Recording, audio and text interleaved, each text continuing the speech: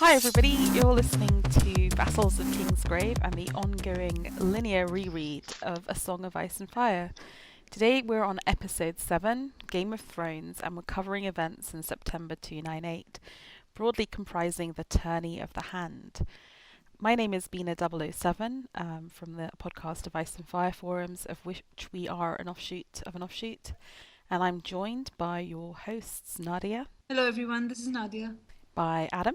Hey, DrownedSnow on the forum. By Alias. I also go by Zack in real life sometimes. By Scott. Hello, I'm Shaggydog on the forums. And potentially later Lady Griffin, but if not, Sir Patrick the Tall will be standing in, so hey Patrick.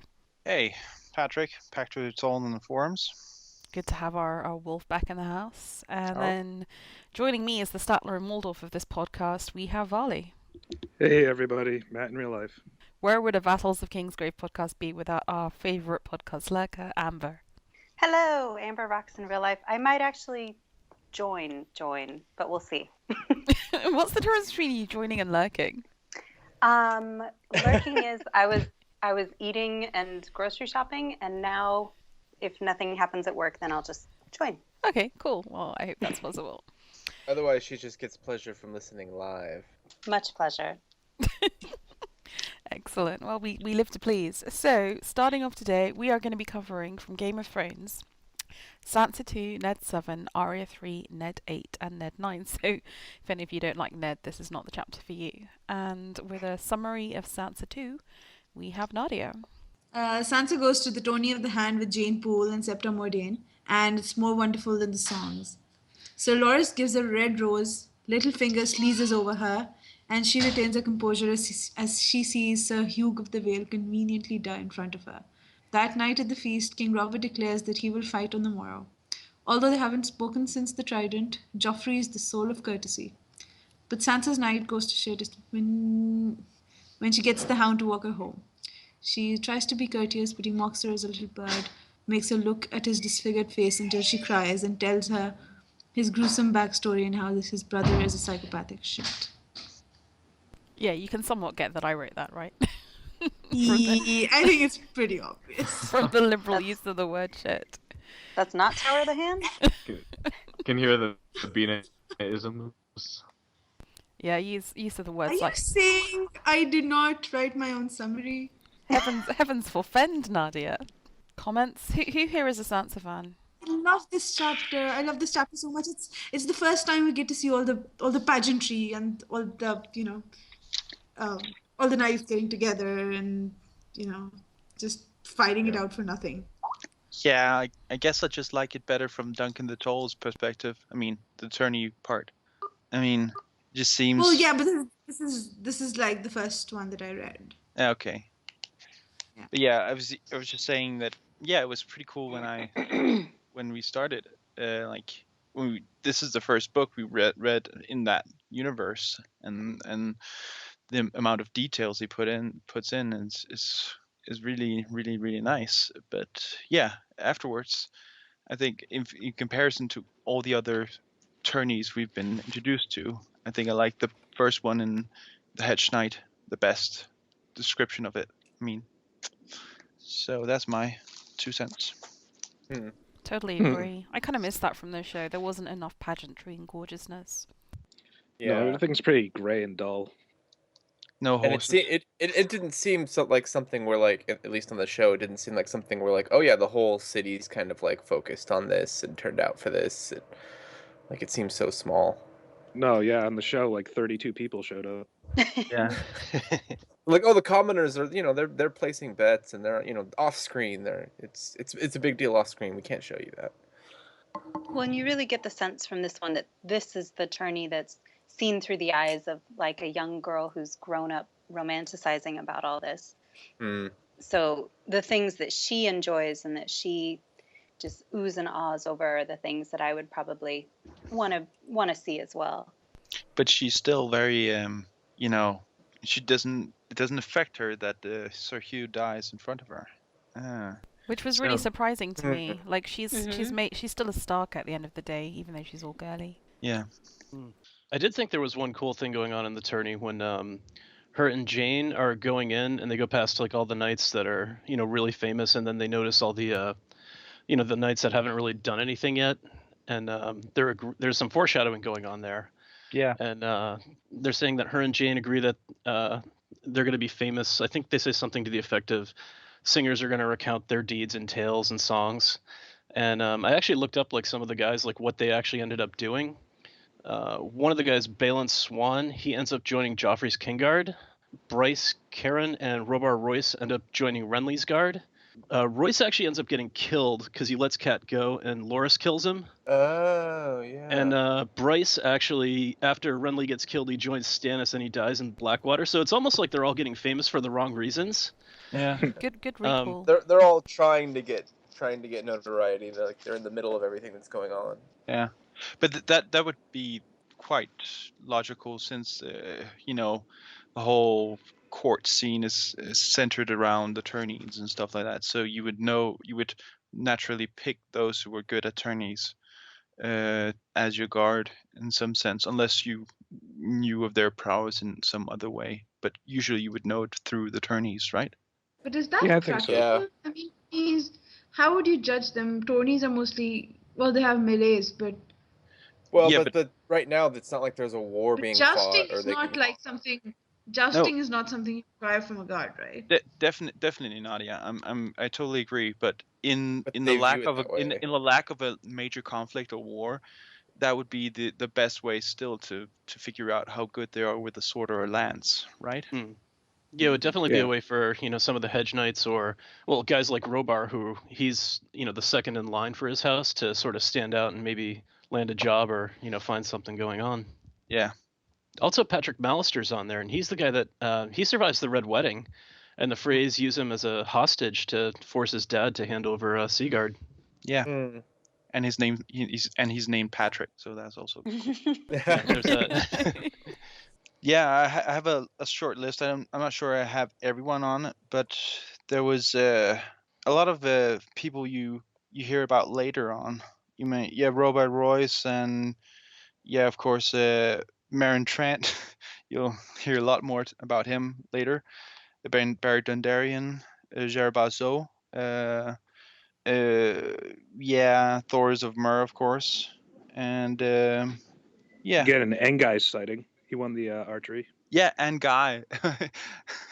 I mean, did George just say we need a guy? I mean, okay, what are you gonna call him? An Guy instead. Oh yeah, that is like the early forming of the Brotherhood Without Banners, isn't it? It is. You wow. quickly see where a lot of the prominent people in the Brotherhood Without Banners are from. So yeah.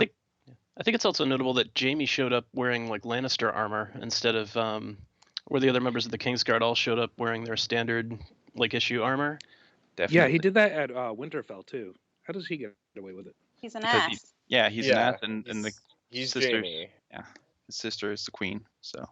And you I get guess I the would- impression that Barristan doesn't really rein him in much. Like I don't know, like if Barristan's just sort of happy to be there, like that he wasn't sent to the wall, or he I don't just know. stopped trying years ago. Yeah, I don't know. Maybe he's just not so much into the whole. Maybe I'm just thinking maybe he doesn't think that the whole protecting Robert is as honorable as it was protecting the Targaryens. I mean, he is a very staunch Targaryen supporter. After he gets dismissed, so I mean that might just be because he's tired Bitter? bitter and tired of of the Lannisters, but yeah, he might just be Like in his heart, he wasn't really into it. no, exactly. He accepted the gauntlet before he found out what kind of king he was protecting, and since then he might not have been. This is all speculation, of course, but he might not have been so much enthralled with the position of Lord Commander. Yeah, it definitely does feel like more like he stayed for a sense of duty rather than an attachment to Robert. Yeah, but isn't that kind of a thing with the Kingsguard? Like you're there to just serve the king and the royal family. You're not there to make judgments on them. Yeah, I mean that's kind of for something sure. that Jaime makes a point of down the road. So But it's kind of a weird thing because the royal family completely changed, right? So you would almost think that like for him to sort of, it's the same job, but he's kind of switching sides by being a part of Robert's Kingsguard. You'd kind of think that like, well, he'd have to be like, yeah, Robert won me over. He's real committed. He's but it just doesn't seem like, maybe early on it was. Maybe he was like, he saw the madness of Ares and he thought Robert was going to be different, and then he just became disillusioned over the years. Yeah, I get that feeling as well. And he probably didn't even expect to become Lord Commander. There was the Lord Commander of Hightower, right? The bull before him. Hightower. Yeah, so he might not even have expected to become a Lord Commander when he bent the knee to Robert. Well, also Robert, he squared off with him, didn't he? Or he injured him in one of the battles, and Robert sent his own maester to tend to Barristan's wounds. So I mean, maybe there was a sense of like, okay, yeah, you didn't let me die on the field of battle, and he kind of felt ingratiated to him. Yeah. And wasn't Roose Bolton telling him to like just kill him? He was. Yeah. Yeah. Fucking Roose Bolton. Damn you, Roose. Well, there were a lot of people that Robert probably should have killed, and he had a drink with them and was like, I like the guy, that sort of thing seemed to happen. Like Balon Greyjoy. That would have been a good one. Like, you defy me. You can do whatever you want. Just don't play I like that. It feels like unless you're a Targaryen, you're going to get it easy. But if you're a Targaryen, then no mercy, complete seeing red. Regardless. He's got the rage blinders. Yeah, exactly. It's just so inconsistent. Yeah, unless you listen to his words, his house words. Ours is the fury. So when he gets really, really angered, he just can't stop. Maybe that's, I don't know. Which I suppose partly fits for Stannis, not so much Renly. Renly didn't get to get angry. Like a maester from like House Anger Management. Yeah.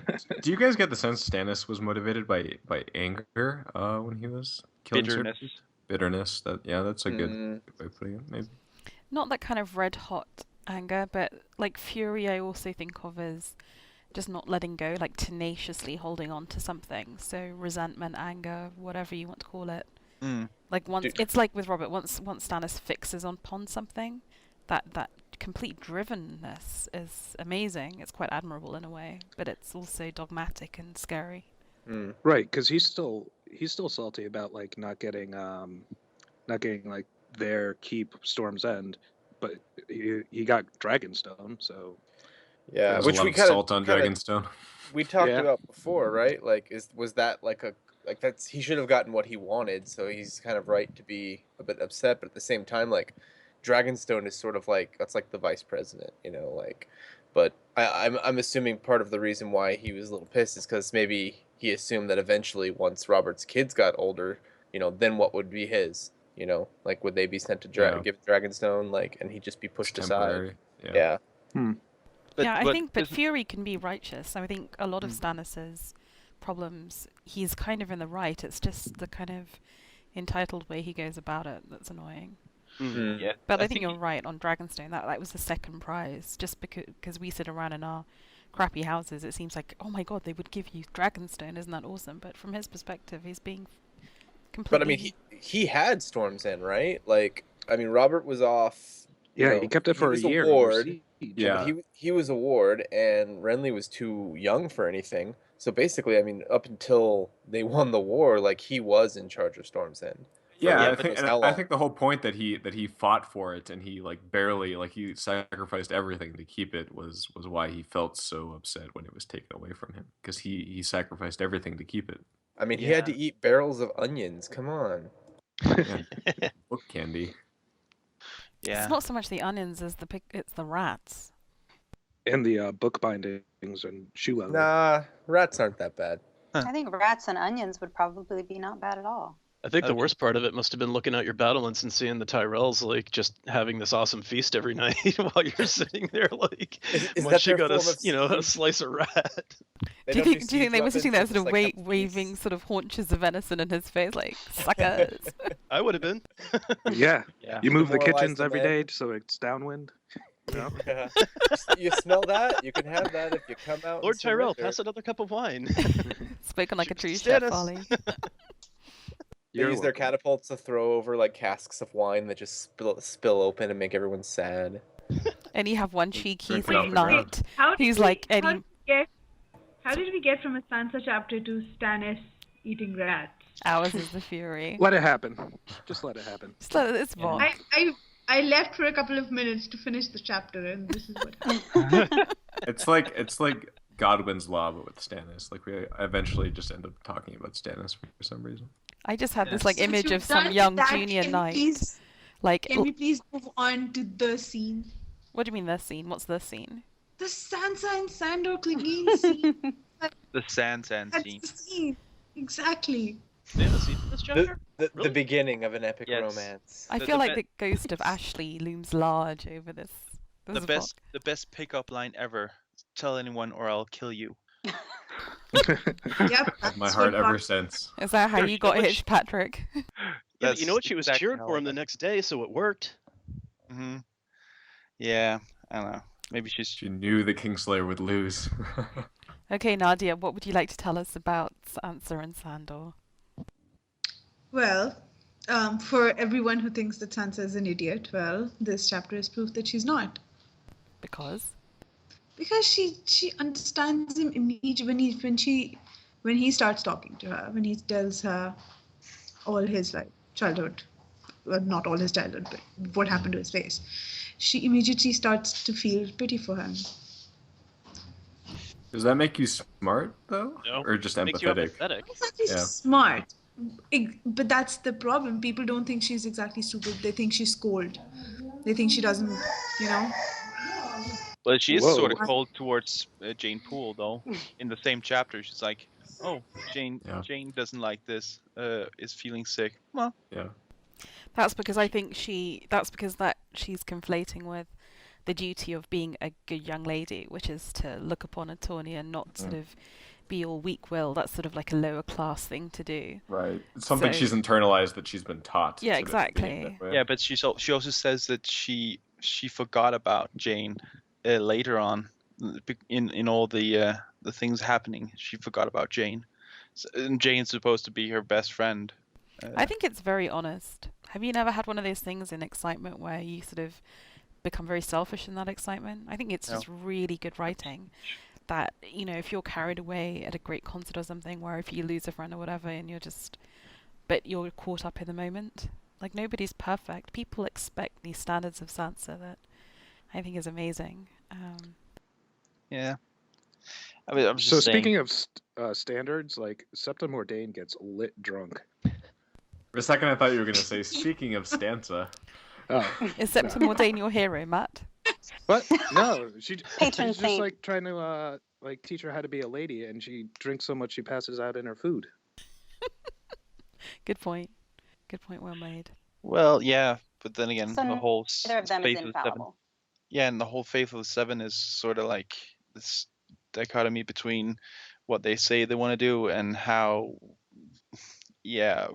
not corrupt, but how much they do not live up to their own standards. Right? Yeah. And she's not even a professional because the next day she's ill and can't attend the tourney. Exactly. I mean, I can always do my job even though I have a hangover. So Therefore leading Sansa unchaperoned, which allows her to meet the Hound. I Yeah. guess that's the reason for it. Yay. Yay! But the Hound is, I mean, his backstory is so sad. I mean, we Yeah. assume therefore that Gregor is just a psychopath. yes, I made a box with fire around it saying I hate Gregor. That's how much I That'll remembered. show him. Yeah, no, I just remembered how much I hate him. Yeah, I mean, I'm not full on board with the Sansan thing or anything, but you can't not love the Hound just for a second. With this moment he gets, it's one of the most tragic moments I think in the whole series, I would say, and it's definitely endearing. Does anyone think it's weird he's just spilling all this stuff to I was this gonna say, I random think girl? like with the amount that he drinks, probably everyone's heard this story at some point. Yeah, unless it's love at first sight between him and Sansa, or at least lust at first sight. Oh, this will work well on a podcast. Hands up who thinks Sansa and the Hound is in love with Sansa. I do. I think also. I do. I do. Whatever his version of like love in is. love, yeah. Yeah, I think a certain amount of infatuation or obsession. I'm not sure if it's And- love or whatever that is, but yeah. I honestly don't think he would have taken so well care of Arya if he hadn't had feelings for her sister. Totes agree. Mm-hmm. To me, it's all about when he goes to her bedroom, sort of in desperation. Mm. Yeah, I think that he's totally in love with her. I think she probably doesn't get what's going on fully, but it is. I think it's one of the most beautiful relationships that George has written to date. Unrequited. How many of you think the Hound's coming back? I do. I'm raising my hand. Probably, yeah. Clegane Bowl. Yeah, you gotta get Yeah. the cookie. Yeah, I hope so, but I'm not sure. I mean, Well, You could we'll just be find trolling out us. soon. Stop In dating her. 3 years. I just saw this meme yesterday. Just said, "Guess what If you're you not didn't, getting for but- Christmas." Nice. Well, we are getting The Force Awakens, so I feel I can wait a little while. What I want is for the book to drop and like be in stores with like 24 hours notice, like just like all of a sudden it's like, oh yeah, it's out and it's printed and you can buy it tomorrow. Like just don't Like a gorilla printing or something. I just want it out, and like I don't want this like, oh, it's gonna be here in 6 months, because if you tell me that, I'm not gonna believe it. I mean, Like- the book is popular enough they could do like a marketing stunt like that. They don't need to do the build up for it to be successful. Oh, absolutely not. But Yeah. I don't think they'll do it. I mean, I don't think. Yeah, they're gonna milk every last But yeah, I just don't want ducat them they to can tell me, out of this okay, thing. well now it's gonna be we've got a date and it's 2.5 years away, so be ready, because then I'm just gonna get mad and then I'm gonna feel it's gonna miss the time anyway, and no. Just Right. no- If they said like 2.5 years, you're like, okay, like 4. Like when they give out projections that far out. Yeah, Well, so they if they won't tell give me out 24 hours, projections. then I assume we'll have it in 6 months. Like, They will only announce the date when it's absolutely like it's finished editing and it's just a matter of doing the press tour, printing it, and getting it to stores. I think they won't make that mistake that they made with Dance. Anywho, back to Sansa. Anything else on this chapter? Anything we've missed? Anything? Well, the way Joffrey treats her. Yeah, why Oh, is he he's all a shit. nice? Is it just because people are around? Is it just because that's the role he feels he needs to play? Maybe, or maybe his mom told him to be nice, Yeah. and then True. then she storms out, and then he goes all cold right after. I think it is some like he knows how to be nice. He knows how to put on that mask, but he's very easily emotionally like rattled, and that's what happens when Cersei storms out and his parents are fighting, and that's when he loses his composure. Well, Ted Bundy was ultra charming too, but Right? Yeah, it doesn't make you a good person if you can behave like that. Did anyone watch Agents of Shield?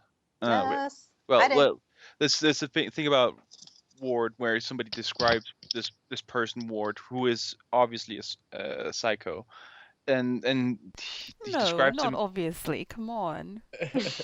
describes not in the him first like as 10 not episodes. Be very careful what you say about Ward right now. Just okay. saying. He's describing this Whoa. person. There's no spoilers Psycho. from the latest episode, okay? I haven't watched it yet. Yeah. Okay. Well, everyone dies. Yeah. Everyone does. It's written by George. No, I guess yeah. Well, it just doesn't really add anything other than that. Then just saying that Ward doesn't feel.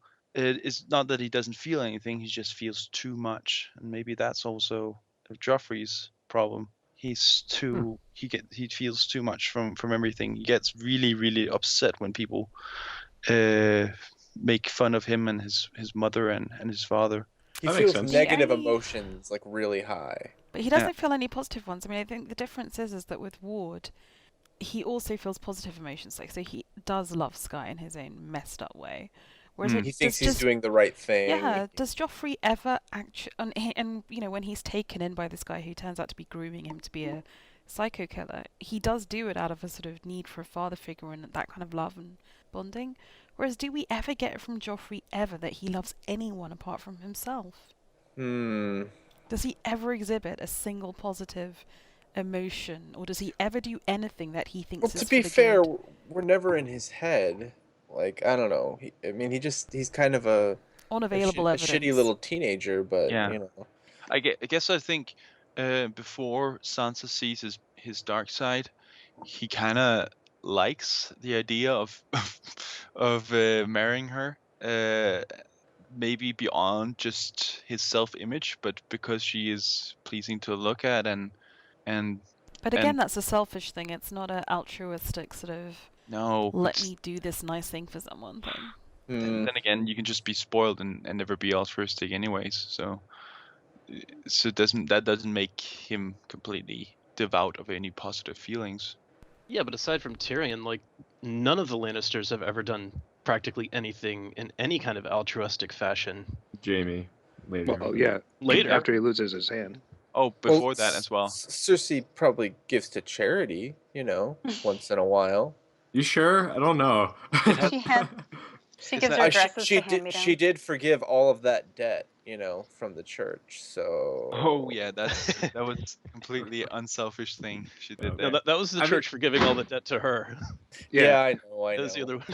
I mean, of all of the Lannisters, I think Cersei is the one who is the most genuinely spiteful and like just does things to be mean. Whereas Tywin will do things for practical, if not good reasons. He'll do them for practical but terrible reasons. But Cersei seems to be genuinely spiteful. But then that's the weird thing. Once we get into her head in later books, is like she is being like spiteful and bitter, but at the same time, it's like she kind of like she's just so full of it. Like she buys her own nonsense. Like she doesn't sometimes like even the things that she does that are just like disgusting and mean. She's like, well, this is better for everyone. Like she's convincing herself that. Yeah, I think a lot of people convince themselves that their things they're doing, if they're doing it on a regular basis, is right in some way. I think you make mental gymnastics just to not feel like you're a shitty person every day. And that's why we love like the Hound, right? Because like he's like, oh, I know I'm shitty, fuck it, like, like he owns it, and we're like, yeah, bro, but you did kill a lot of kids, so it's hard to reconcile. Going another way with this, I thought it was interesting that Sansa here mentions that she is partially blaming Cersei for Lady's death. And it seems like she's not really a big fan of Cersei at this point, and then she later kind of comes around. I don't know, like exactly very what quickly as well. Yeah, I mean, you could make an argument that Sansa is easily manipulated or swayed, but yeah, I think it's interesting at this point. Callow. Is callow the right word? When you're just you blow one way and the other. She's just young. Like whoever. Yeah, I think she's more naive than callow. I just feel that whoever has the last nice conversation with her is who is her current best friend in the world ever. Which is kind of the way you are when you're 8, like that's just, like how, whoever you sat next to in class last lesson was like your forever best friend. And that's how she is. But she's not 8. There may also be a notion of try. Sansa may also have this notion of, oh crap, this woman's going to be my mother-in-law and I'm going to have to deal with her for the rest of my life. So, there may be a chance of, okay, let's just kind of forgive and forget and try to move on. I would almost have more respect for her if I really thought it was that well thought out. I think it was just, I love pageants, I want to be at court, I'm pretty, and here's my sweet prince, and don't take it away. It's so unfair. Yeah, she uses unfair a lot. I'm speaking as someone who loves Sansa, but I just think it's well written. That's how you are when you're a kid. Well, part of it is like she went to Disneyland, basically, and like she discovered that like maybe things, she could see the cracks behind the scenes, and she just doesn't want to admit it, like as time goes on. Well, that's what Sansa's all about throughout her whole arc. It's all about, at least early on, it's all about her trying to be the main character in a story and trying to live up to the stories that she's heard. And every time something kind of damages that, she shrinks away from it and tries to pretend it's not there, that it's like just someone acting, like doing playing their part wrong or something like that. Totally. Ruining it. Yeah. Oh, she'd be like the worst Disney princess ever. I mean, there's an evil queen that likes to poison people. It's perfect. She's from the White North. She's essentially the Little Mermaid in the Disney universe. Oh. No, Varys is the Little Mermaid. Oh, that's such an excellent thing for the end of this podcast. If you were a Disney princess, which one would you be? Start thinking, boys. Oh. Anything more on Sansa? Give me Jasmine all day long. No, it's who you are. Yeah. Oh yeah, because the first time we got Littlefinger creeping on Sansa. Oh, it's so disgusting when he's Oh, sort yeah. of like, stroking her hair and oh. That's He's one like- of the first things I like with the show when they did that scene in the show as well. It was quite creepy there as well, especially the meme they made afterwards. The with him- eyebrows. Yeah, with the eyebrows Yeah. sliding towards her. Yeah, you can say what you want about Aidan Gillen's portrayal, but I think they cast him. He just does have this ability to be really disgustingly oleaginous when he wants to be. Yeah, I agree. Excellent. Anything else? Nope. Then on to Adam, I believe, with Ned 7, which is a consecutive chapter in this linear reread. Ooh, special. The plot thickens into a good gravy. Sir Hugh, Sir Hugh is dead. They're standing over his body, Eddard and Sir Barristan, and Eddard is kind of lamenting the fact that he wasn't able to get to him in time, and is wondering if he caused his death, for obvious reasons. Sir Barristan is oblivious, of course. Let's see, all the Lannister squires that are dead. We get the infamous breastplate stretcher, because Sir Robert wants to fight in the tournament and he's too fat for his armor. And I think that was a great, a very well played scene in the show. I love the way they did that, actually. Like, it felt like right out of the book to me. Let's see what else. Oh, it's very interesting to me that you forget things when you do rereads, but yeah, Robert doesn't want his son on the throne anytime soon. Like, I don't think he necessarily gets how kind of twisted he is, because he's just not paying attention, but he realizes he's a little shit and basically Cersei would be running everything, so there's no fun in that. Oh, and he's talked to his brother and he's told that there's a really hot 14-year-old in Highgarden, and maybe he's into that. More of Robert being a A+ human being.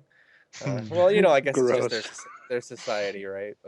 And you forget too. It's like like the show muddles things. It's like Sansa, Marjorie. These people are all a lot younger when we're reading this book than the actor portrayals were when we first saw them. So let's see. Then the tourney heads on, and we get the Hound. And after Sir Loras uses his dirty trick with them, I don't really get that part. I've never really gotten that part. Like, his mare was in heat, so it distracted Gregor's horse. Like, I don't understand. When you've got like a 7-foot tall giant man on you, how the horse is gonna get that distracted. But whatever. I don't really know that much about horses. Yeah, And it would work. Yeah. Yeah. I mean, we had a horse when I was little. Horses get really easily distracted, but that's go on. Even when they're like running by each other like that. Yep. I don't know. Yep. Definitely. Yeah. Oh my God! Is that a wind? Is that a leaf? Oh my God! I have to jump away.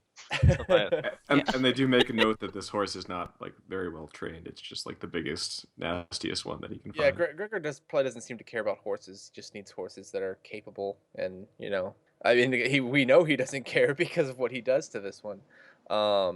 It's kind of brutal. Kills his own horse, and I think he's kind of justifiably mad here because they're all knights.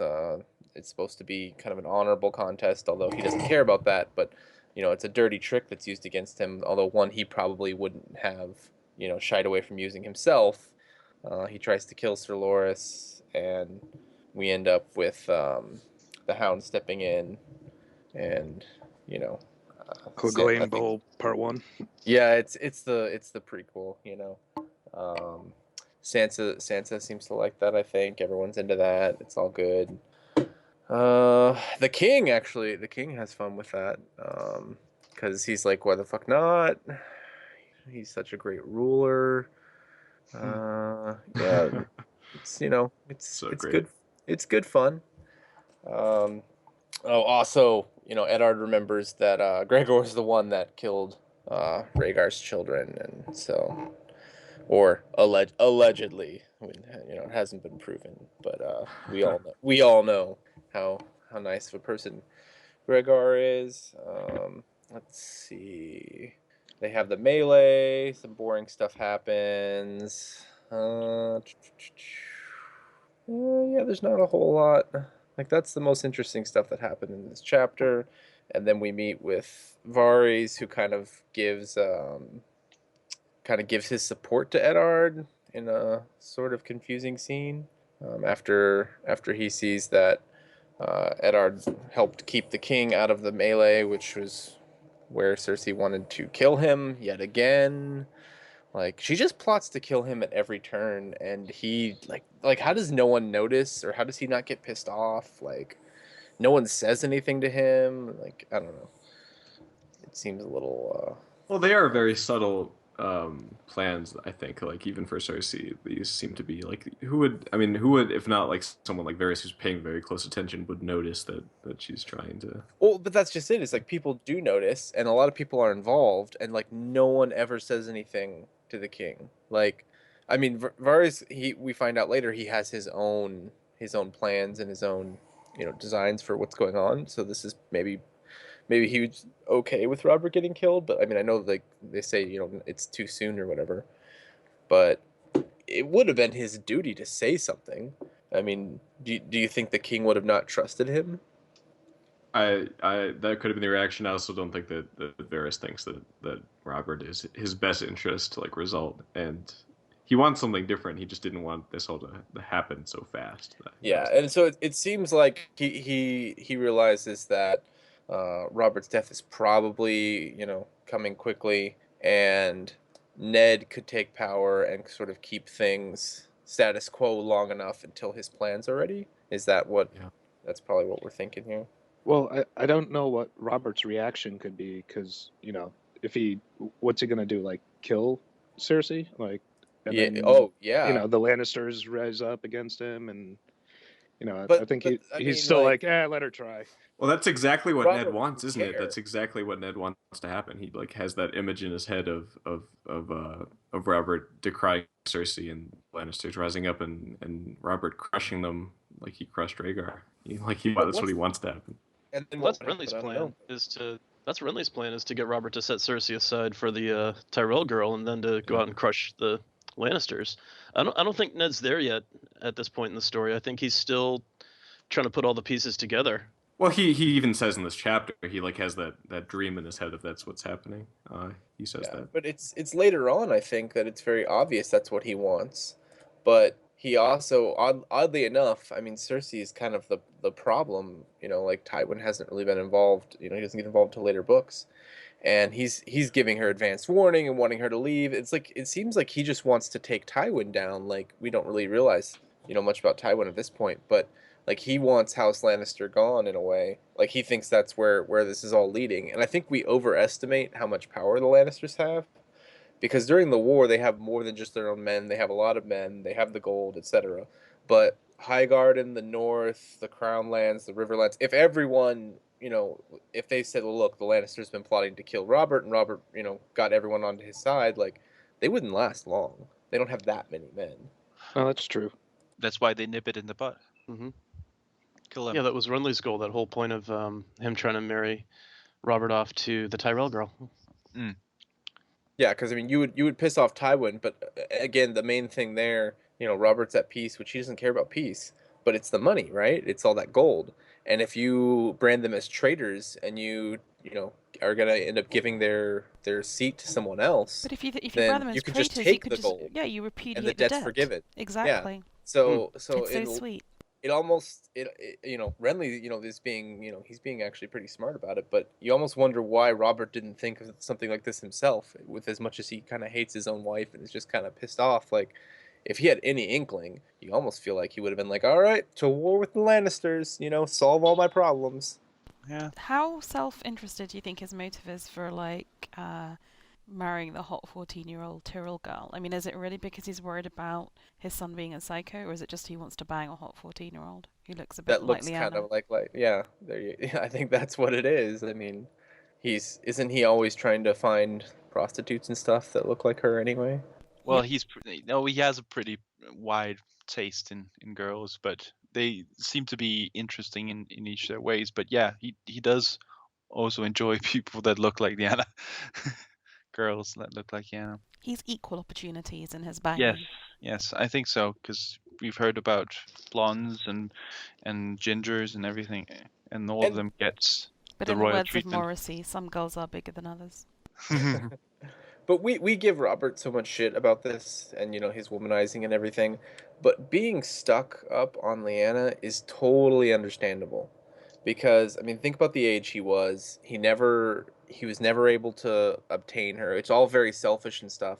But it's like the person that gets married at 18 and they only had their high school sweetheart, and later on they're like, well, I'm gonna cheat or whatever, right? Like they feel like they missed out on something. So it's not like he didn't have that problem, but there's this one thing that he thought, well, that's mine, and he's been trying to recreate it ever since because it happened at that very formative age. Like, it's not healthy, but it's understandable. No, because he was already like whoring around in the Vale. Yeah, no, he had lots of women. I'm not saying it's specifically that, but what I'm saying is that like he was so specifically obsessed with her, and he never had her. Like that, it's a fixation. Like it's very easily like something that would be created in a person like him. Yeah, sure. But I don't know. I think Robert's a little bit like one of those guys that if you ever go to like one of your class reunions and they were a big shot like back in the day in high school, and now they're just sort of a loser. Yeah, now they're just the king. Like he peaked in life way too early, and now it's just a high school quarterback for whom that was the best point of their life. Pretty much, yeah. And now it's just all been downhill ever since, every day, He's sort of that guy, but then he's also like the CEO of his father's company, but like he does a shitty job of running it. So it's like he's successful, but his life is also a piece of shit. Like, yeah, he's essentially the successful guy that has an unsuccessful life. The wife hates him and he hates the wife back, and he has shitty kids. You heard that story a bunch of times as well. And he's not really happy. No, definitely not. I mean, I'm also saying he might have stopped screwing around, or he might not have with Lyanna, but I definitely understand why he kept his ways with Cersei, because she doesn't really give him anything or much in that sense. So I just can't see why he would have stopped. It's so out of his character. He's like, he just gets bored, right? That's just who he is. He always is looking for the next thing. I don't see why it would have been any different with Lyanna. And you got to talk about how Cersei, who's like, oh yeah, every time I get him drunk and I spill his seed, like the man is frustrated. Like, well, Lyanna, bear in mind, like I think this is mentioned too in these chapters. Lyanna is not like some pliant young lady who's going to do whatever Robert wants. Like she might have been just as difficult, maybe not in the same way, but isn't that if the Robert point was that still Ned behaving, makes? The point that Ned makes is that he has this lovely phrase where he says, "You don't remember her steel, you remember her beauty, but not." He idolizes her. Yeah, he barely knew her. Exactly. So I think it's kind of not brave, but it's good that Ned's trying to tell him this. I mean, all the good it does him, but yeah, I don't know. Maybe that's why it might have worked, because she and Ned both would have told Robert things as they were. Oh yeah, no doubt a Stark influenced Robert would have been better than a Lannister influenced Robert. But I mean, even so much so that he might even have changed his ways for a person that actually would have honest conversations with him, and you treat him as you would expect, instead of being. But Cersei went into it too. She didn't go into it like she hated Robert. She began to hate him because of his actions, and I think it would have been the same with Lyanna. But it's soured very, very quickly. I mean, on the wedding night, apparently. So, I mean, that because of Lyanna. Never had a chance. Mainly. Yeah. I think that if anything, Lyanna would have been strong enough to maybe change him. Like if that was going to be anything, it would have been her that would have reined him in, and that's just something that's not in Cersei. Maybe, yeah. I don't know. Lyanna didn't think so. There was a quote in one of the chapters where she said, Robert's never going to change his way. It's just the nature of the beast, kind of thing. So I mean, even she didn't think it. So I mean, I guess if it's an arranged marriage, it's for political reasons, it's something you just either learn to accept and you move on, or you go through life absolutely kind of miserable. Yeah, it's difficult to say. I mean, it could also just be George portraying that she wasn't head over heels about Robert to begin with, and how things change in a relationship after a while. Sometimes you grow to love a person, especially in that time where you were kind of just you kind of accepted your lot in life as a woman, mostly. So I mean, I could imagine that she would have accepted the betrothal and the marriage, and then try to change him in a better way than Cersei did. I don't know. I'm a Lyanna Robert person. But yeah. Well, don't you think Ned could have also been like, dude, that's my sister you're cheating on. Come on. Yeah, definitely. I think that Robert sort of might even have wanted Lyanna more, because that would meant his inclusion into the Stark family, which he obviously both dislikes really and admires very much. So maybe Ned would have been at court, at least sometimes. Maybe he would have been Hand at some point. Yeah, it would have stopped him retreating to the north and being sort of head in the sand while all this went on. Yeah. It still amazes me, actually, that I know he wasn't part of the small council and he wasn't at court very often, but the fact that as Warden of the North, the man in charge of half the realm's territory, he'd be so ignorant of the finances of the country that no one visiting from court, the men from the Night's Watch as they went to court and then came up north and were on the way to the wall, would have filled him in on. It just strikes me so ignorant, like unforgivably so, about the health of the nation. Well, it's like it said in that chapter when they took King's Landing. Like he left right away after, the death of Rhaegar's children and stuff. He was pissed off. Never come back. And then he came back when they found Lyanna dead.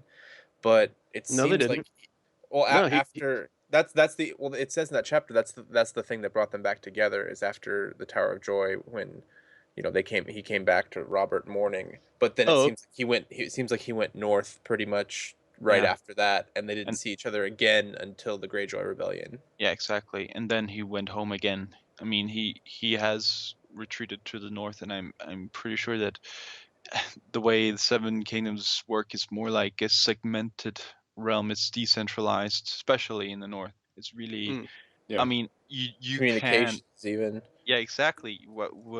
Who would be able to communicate the state of the realm up to Eddard? Well, anyone senior from the Night's Watch passing through. No, because they wouldn't. You have to be able to trust known them with real details. Yes, exactly. And they wouldn't have known how much the realm was in debt, because there's not like in. But do you not think that the fact that the realm's heavily, I mean, maybe not the specific number, but heavily in debt to Lannisters would be the common gossip of the minor league hedge knights? No. But not in the north. No one would care in the north. Yeah, I don't see that would be information that Ned would be actively seeking out, or that people would be bringing to him. I just don't think it was on his radar at all. Ravens aren't secure, and they're not very. You can't write much in a Raven anyway, right? Besides, Jon Arryn was there, and the coffers were booming when they took over the kingdom. So that would everything seemed fine when he left. So that's like Ned should have made visits down there in the what was it, 17 years or something. He should have gone down there a few times, and Jon Arryn should have made an effort to communicate what was going on. Like, I think they both failed. Also, if you're the crown, it's not like it's your duty to broadcast your finances out to everybody in the Seven Kingdoms. Yeah, that's probably something you don't want to do, because if you find out that the Lannisters are getting too heavily into debt, it might cause upheaval. I know, it just feels like stuff like that would be known. Just such a gossipy, leaky kind of a place, but I don't think it's something people would have cared about too much, because I think from an outsider looking in, it wouldn't have looked like such a bad thing. Just because the Lannisters are so tied to the crown, like it makes sense to them that they're helping them out with the finances. It doesn't seem like it's such a horrible thing to most people. Maybe I don't know. Maybe like the streets are paved and everything's flowing. Yeah. So like the state of the realm wasn't bad at this point in time. So I don't think there would have been a whole lot for people to be grumbling about necessarily. It was actually a very good time, as by all accounts. Deceptively good. Deceptively good. Yeah. Definitely. Okay. Is there anything more on Ned 7? Do you want to talk a little bit about all the info that Varys is spilling, and the fact that, because he basically he confirms that Jon Arryn was poisoned by Sir Hugh with Tears of Lys, right? Yeah. That's big information in CSI King's Landing. So my point is, did so Lysa gave the poison to Sir Hugh? How's that all working? Yeah, I think she bribed him or paid him off with a knighthood so that he could, But then, like, the weird part there is, like, it wasn't the Lannisters, like, we're clearly painted to believe here. So, like, why did Sir Hugh? Who killed Sir Hugh?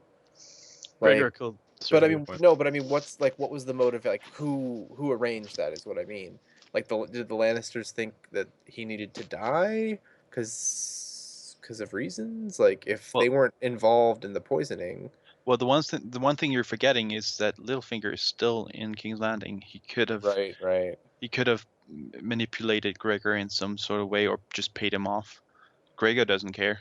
Or even mention something to Cersei, like, that guy, he knows this, he knows something, or maybe he shouldn't be around anymore. Something like that, yeah. Yeah, he probably said something about, well, they spoke, he was his Jon Arryn's close confidant, and he might know everything that Jon Arryn knows, or something like that, and that might have just for the whole baby secret. Yeah, exactly. Yeah. And why does Varys say that? Why would he give up this information? What's he trying to manipulate? Varys uses truth as a weapon more than lies, I think.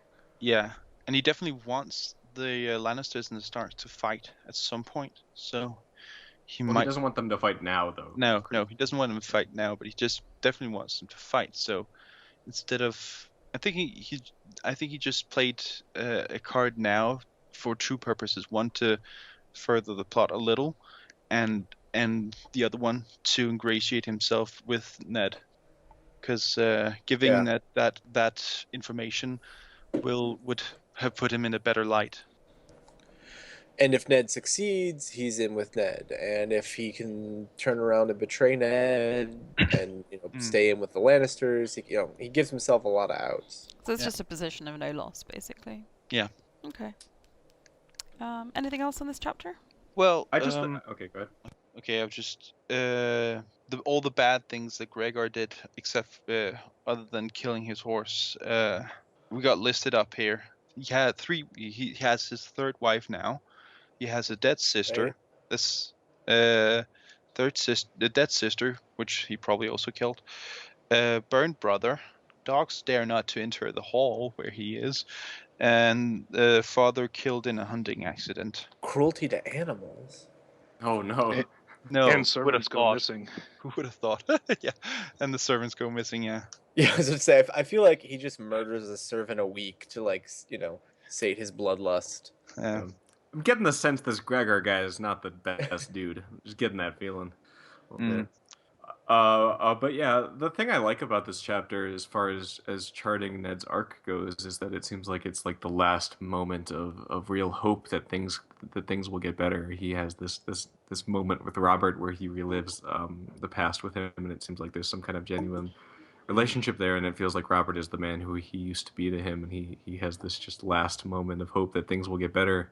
And it definitely is like the most sad, coming looking at it retrospectively, sad, like that he had so much hope and that it all goes so bad so fast from this point. Yeah.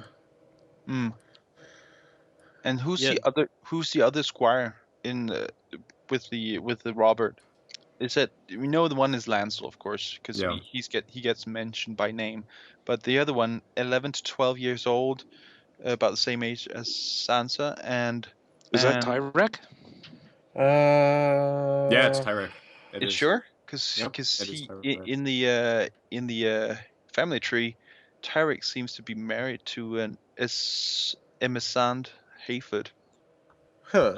So I would guess that Tyrek is a bit older. That happens in Clash of Kings, I think. But yeah, he's the squire to Robert. He's the other one. I'm fairly certain. Okay. That though Tyrek Lannister, crazy theories. They can't find Tyrek. Well, that happens in Clash of Kings as well. He gets lost in the mob. This happens after he gets married to. Okay, so he's 12 years old when he gets married. Would he be in line for the throne somewhere and is just like waiting out for everyone to die? No. He's pretty far back, but It's like he needs like 50 people to die. and you got Kevin and Lance. Well, Kevin's dead. Lance is still alive. But Lannisters wouldn't be in the line of succession, would they? If all the Baratheons died. Mm. But No, then actually, they wouldn't it wouldn't. go to a cadet house of House Baratheon? Yeah, why would it be the Lannisters? Unless the Lannisters Well, just claimed well, like ownership of the thrones. Yeah, exactly. That's what to say. Like, why was it Robert? Right? Like, you know. It's difficult to say, but definitely I would think that the Lannisters would try to grab the power, even if they didn't have the proper claim. So. Yeah, but he is married and he is the young squire. That's weird. Yeah. Just how it works. Well, wasn't he married to that like married. a 2-year-old or something weird? Wasn't that? No, that was someone else. I Yeah, thought. you're right. No, that is the one. Yeah. No. Weird. Oh, we also get mentioned Ryan Redwine and Aemon the Dragon Knight in this chapter. Mm-hmm. I know who Aemon the Dragon Knight is because, but Ryan Redwine, do anyone have any knowledge on him? Nope. Okay. On to the next question, I guess. No, that's it for me. If you can't. Ned also blows a chance to expose one of Littlefinger's lies when Renly says it's too bad that the imp wasn't here. He would have doubled his winnings on the bet. Yeah. And he yeah. completely missed that one because the only way you could have done that is if you knew which way Tyrion was going to bet. Ned's not paying attention, I don't think. No. That revelation doesn't come until later. That is quite funny. Mhm. Okay, so on to the next chapter. Sure. So the next chapter is Arya III. So because this is the linear reread, we're skipping over Tyrion 4, and I think this is Alias. Yep. So Arya 3, the plot gets even thicker somehow. So we have Arya chasing cats by the word of Syrio Forel. In this case, a big black one-eared tomcat that's giving her trouble. When she finally catches it, she's spotted by Tom and Marcella and their entourage, but they mistake her for a boy, a ragged, dirty, smelly boy, to be more specific. Before the guards can grab her, she runs off and leads them on a merry chase across the Red Keep before finally losing them. She finds herself in a cellar full of monsters until she realizes they are no monsters at all, just huge animal skulls. As she goes to find a way out, Arya hears voices. They speak of bastards, wolves, lions, khals, and dead hands. Arya escapes by way of a sewer and emerges miles from the castle.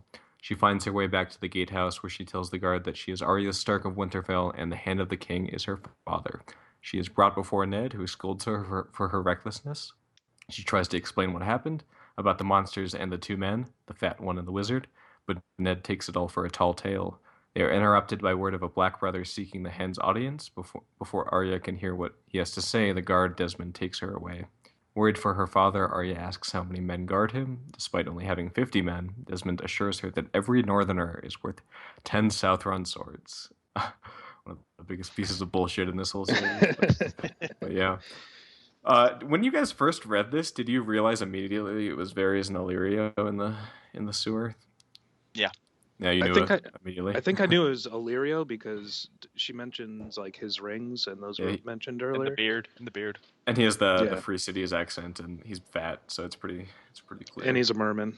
Yeah, I didn't realize that right away. I didn't realize it either because I didn't remember Illyrio at the time, but it's pretty obvious to start looking.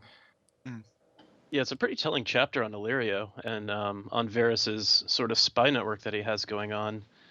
We learn that he kind of like has some black holes when it comes to, people sort of going to these isolated and remote areas, like the Vale and Dragonstone, because he doesn't really know exactly what's going on with them. And he also doesn't have an idea as to what Littlefinger is doing, so maybe Littlefinger's sort of puzzled that out, that there's sort of like spots and places that he can operate without Varys kind of figuring out what he's doing. The gods only know what game Littlefinger is playing. Yeah. So does anyone think the black tomcat is the princess's little kitten that they mentioned? Yep. Yeah, Balerion. All right. Solved. Now the question is, who's working into Balerion? That's of course the next line of inquiry. There's another weird thing with Illyrio. He's got, tiger-eyed jewelry? Yeah, slitted yellow tiger eyes, which is one of the factions in Volantis. And it's also a name for a gem, isn't it? Isn't that the name of a kind of gem? Yeah, it is. But also in A Dance with Dragons, Connington says that he's bought off the other faction in Volantis, so it kind of has like there's some sort of interest going on there. Yeah, because it's the elephants and tigers or something. Yeah. Yep. All right. We do also get the way that Varys gets his little birds. We find out what that's all about a little bit here, so that's nice. It's funny that he seems to like genuinely care about them, but he's still willing to like cut out their tongues and do all that stuff. Mm. Does anybody think Theon's squire Wex was one of Varys' little birds at one point? Huh. I mean, it's possible. I don't know how he could have gotten away, though. Now I do. That would mean he would have to go to Old Wick, or one of the Iron Islands, and place that guy, that boy there. Well, no, because he doesn't know how to write. So how would he communicate anything? Oh, exactly. No, wait, doesn't Wex know how to write? Isn't that how he communicates with Manderley and tells him that he saw Ramsay Bolton's men? Yeah, but he was like drawing Winterfell? pictures. Oh. And all he could do is say yes or no, and then he drew a heart tree with 2 wolves below it. I think Unless he's just hiding that reading ability. No, I think the Manderleys are actually teaching him to write. So the information, they can only get information from him very slowly. Yeah, I mean, I don't think that we need to leap that every person who's mute in the entirety of Westeros is a little bird, but I guess it's possible. I mean, maybe. I mean, why wouldn't we go there? Sure, fair enough. Fair enough. So Varys' plan is this is our first real insight into what he wants as a character, which seems to be that he doesn't want discord now, but he wants it later, and he wants Daenerys and Khal Drogo to come fight in Westeros. That seems to be like what he wants. Which doesn't make much sense if what they really want is for fake Aegon to come over. Yeah, it's surprising if that plan was already in action. They didn't talk about it at all here. Like, it seems a little convenient that it wasn't. But they on the docket. But weren't they really literally shipping Aegon and Daenerys? Oh yeah, that's true. I think that Daenerys was still part of their plans until she went rogue, I guess. Like she went off the beaten path. But I feel like he would come up in the conversation if that was their plan, right? Like, he's part of it. I guess maybe he's not an active force right now, so they don't need to talk about him. But yeah. No, they're just talking about the next few steps and not the whole plan. Sure. Yeah, it also shows that Yoren is actually in the employ of Varys too, because when Yoren shows up to Ned's chamber, he says like he wrote immediately and came straight to him, and yet Varys knows before Ned does about Tyrion being kidnapped. Oh, I thought that was because Varys just hides out in the tunnels in the Tower of the Hand. Well, I don't think Yoren was the only person telling that story either. Like, it could have gotten to Varys from someone else. No, because Yoren was pretty clear with Ned that he was like he made it to King's Landing first.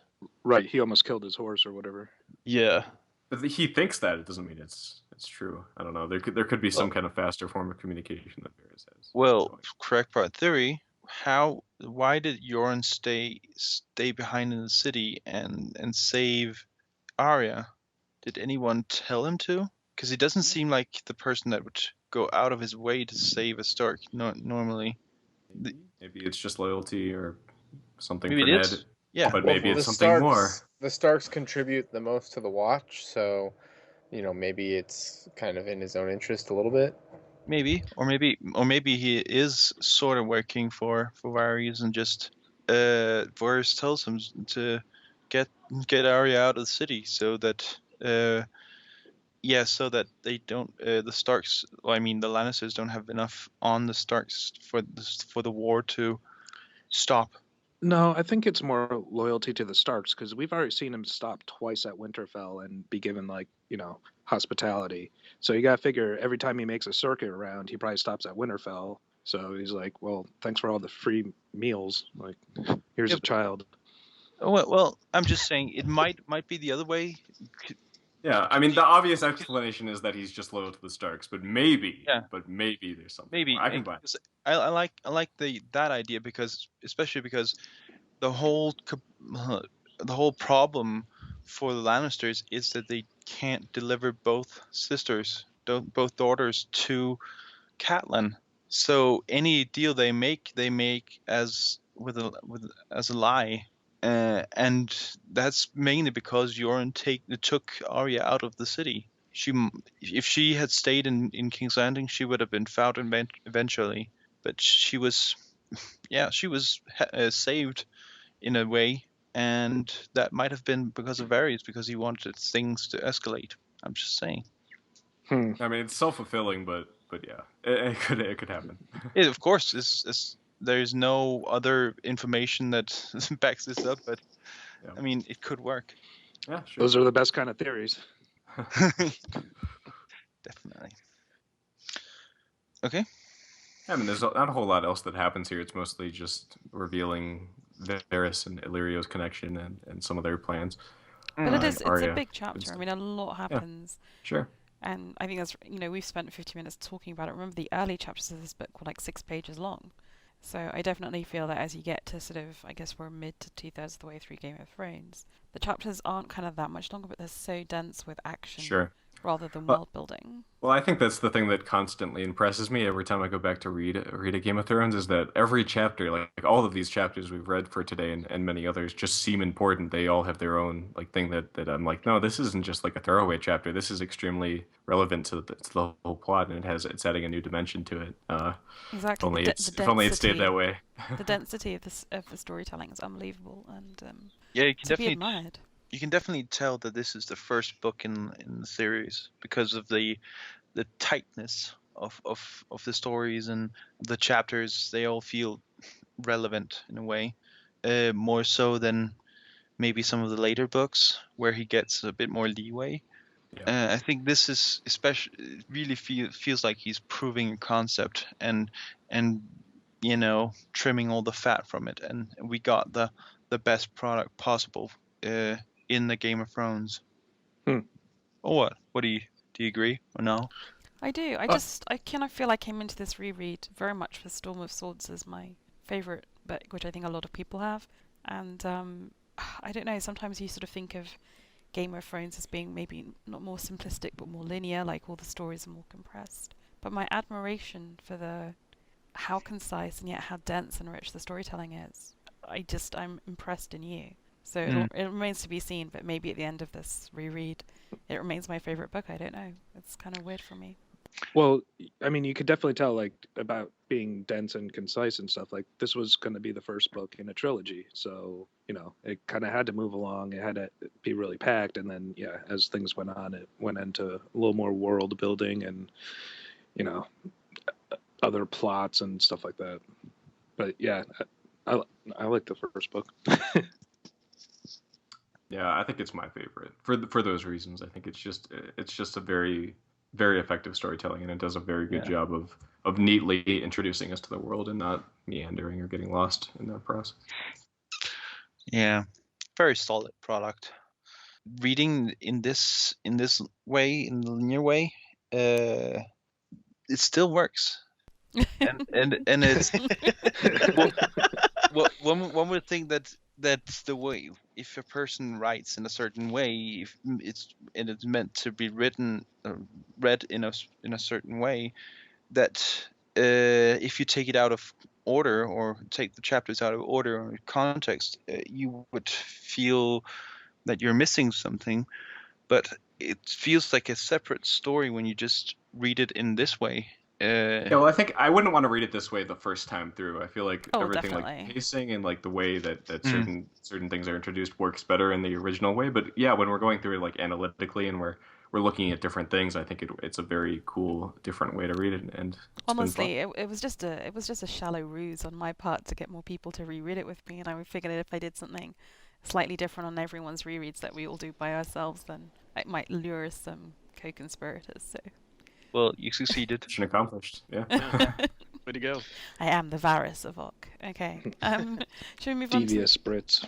Yeah, let's move on. Canny. On to Ned 8, which is, let me just check. Yeah, it's another consecutive chapter, and I believe it's Scott. It is. This chapter opens up with Robert uncharacteristically attending a meeting of the small council because they've gotten word of Daenerys' pregnancy. And pretty much he's demanding that they take action to kill her, the child, and Varys as well. Ned's the only one out of all the council members trying to talk Robert into sparing her life. He reminds him that, Barristan was spared. He showed him mercy. He also points out all the things that could possibly go wrong. And also that the narrow sea lies between Essos and the Seven Kingdoms, and even if she has a boy, the Dothraki can't make their horses run on water. A lot of this just kind of pisses Robert off, and Ned even insults him by asking him if the years have so unmanned him that he trembles at the shadow of an unborn child. Eventually, Robert just calls for a vote, and with the exception of Sir Barristan and Ned, all the council members agree the best course of action is to kill the remaining Targaryens. With that decided, they turn to how they're going to kill them, and actually Varys suggests using the Tears of Lys, and I thought this was pretty funny that Pycelle kind of had an alarmed, sort of startled expression on his face, which was the same kind of thing that happened to him when Ned asked about Jon Arryn being poisoned. So I guess he's got the worst poker face out of everyone on the small council. Robert comments that poison's a coward's weapon, and this is just sort of too much for Ned. He flat out tells Robert that if he's going to kill her, he should look into her eyes, hear her last words prior to executing her, as he at least owes her that much. And that really gets to Robert, where he runs out of patience and he just orders the council to have it done. Ned flat out refuses to be a part of it because he sees it as dishonorable. And Robert reminds him that, as Hand, he's charged with obeying the king's command, or else he'll find somebody else who will. Ned kind of pulls a "you can't fire me 'cause I quit," tosses his badge of office on the table and walks out the door. And as he's leaving, we hear Pycelle suggesting sending assassins from Braavos, but Littlefinger's objecting over the price. When Ned gets back to the Tower of the Hand, he recalls that Tyrion's been abducted by Catelyn, news he got from Yorn the night before. And then he decides it'd be best if he and the children left for Winterfell as soon as possible. And he thinks about taking a boat back north so he can stop off at Dragonstone and speak with Stannis. Maybe get some perspective on the who killed Jon Arryn mystery. Littlefinger ends up showing up a little bit later, and he informs him that they're going to offer a lordship as a reward to whoever kills Daenerys, as opposed to hiring an assassin. And the justification of this is it's going to give Daenerys more of a fighting chance as opposed to sending a faceless man who would pretty much guarantee she'd be put into the ground in short order. The chapter ends with Littlefinger telling Ned that if he's still around come the nightfall, that he'll take him to the brothel that was visited by Stannis and Jon Arryn. And yeah, that's pretty much it. Poor schmuck. Yeah. Imagine the story how it would come unfolded if he just took the boat, went to Stannis, got the story, went home, mustered an army, and just marched on King's Landing. I know. Are any of you a bit surprised that he doesn't get his family out much quicker? Yeah. Well, certainly, as much as he's angry and wants to resign, surely you get your family out before you resign. You've got to know that it's a public snub to your king. And I know it's like an issue of ethics, or he thinks it's an issue of principle, but it's so petty an issue in a way, politically speaking. Mm. And I feel like I wouldn't have been telling my daughters in advance. I would have just been like, we're going for a hunting trip, or just pack some things, and then they're on the boat and they're gone. Going for a hunting trip. Yeah, on the water. Come hunting with me. Well, once you get to the boat, it'll be like, where are we hunting at? Home, whatever. Sure. I think again this is Ned's naivete coming through. I think he still and to some extent he's right. He still believed in Robert, that he wouldn't outright murder him or kidnap his kids or anything like that. And he didn't think that someone like Jaime would intervene in the way he did. He just wasn't anticipating that. Maybe that was a huge mistake on his part, and he should have been paying more attention. But I don't think that he's wrong that Robert wouldn't necessarily have done anything directly to him, and he didn't do anything to him. He died. That's what happened.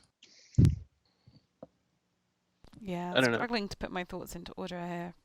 I mean, I think I don't know. He's a man who is smart, and he's trying to do the right thing. And I don't want to sound like I'm constantly having a go at him, but I know he's been out of the game for a long time, and he's not overtly a political man. But to resign, it's an overtly political act. I don't understand why he still thinks he has all these options, and why he still thinks he can go gallivanting to a brothel. Yeah, and the stupidest thing he did was just staying after he decided to go. I mean, after he resigned, he should have just gone out and stayed out until he got his ducks in a row or wolves in a row or whatever, and then come back like the what is the wolf in the Dance of the Dragons, that Stark. Oh, Clegane. Sorry. I think it was Clegane Stark. Yeah. Yep. Like him, just marched down on and sorted everything out, and then marched back home again. That would have worked. Wasn't that guy like hand of a king for like a day? Showed up and executed a bunch of people, and was like, okay, my work here's done. I'm out. Peace. I mean, that's exactly what he should have done. 6 days, but yeah. So, yeah, but I think there's a sense of justice that he just doesn't want to start like offing people without, having some kind of proof. Yeah. Yeah, but in the back, he would have gotten the proof if he went to Dragonstone on the way as he had planned. So he would have gotten the proof there. He would have told the story, and then he would go back to the north, muster up, talk to Stannis, and say, hey, let's fix things here. And Stannis would have said, yes, of course, we need to punish those who have done wrong, because that's how Stannis is. So yeah, everything would have gone completely differently if he had just gone on the boat instead of getting lured off and gallivanting around the city, as you so well put it. So do you think that was a deliberate move by Littlefinger to keep him there? Do you think? Absolutely. Okay, yeah. Mm-hmm. Definitely. I thought so too. Yeah, but it also wouldn't quite have been a transparent one. But it wouldn't have been so bad if Catelyn hadn't abducted Tyrion, because then he could continue his investigation in peace. But no. He didn't know about that, though, so maybe he should have been more on alert that something would happen. I still blame Catelyn for everything. Well, they are not the cleverest couple in the Game of Thrones. She gets better. The more she loses, the smarter she gets. But and then she goes over the edge, and then she messes everything up. But but wait, those two are not very clever. Wait, when does Kat get smarter? Oh, she does actually give Rob a lot of sound advice through the books. She tells him a lot of stuff that would have worked if he had listened. Yeah, definitely. When it comes to being a wartime consigliere, she has a better track record, I feel. Yeah. She doesn't manage her own decisions very well, but she counsels well. And to be fair, she's like blinded a little bit by circumstance and emotion when she captures Tyrion. Like she's not at her most logical, and when she is definitely very shrewd and knows what to do. But yeah, she just made a bad choice because she wanted to avenge Bran and all that. Yeah, definitely. I think she also thought that Tyrion was kind of rubbing it in her face, which she probably wouldn't stand for. Yeah. So I guess I understand her reaction, but yeah, it did fuck things up pretty bad. There's no doubt about that. Point. Both Eddard and Catelyn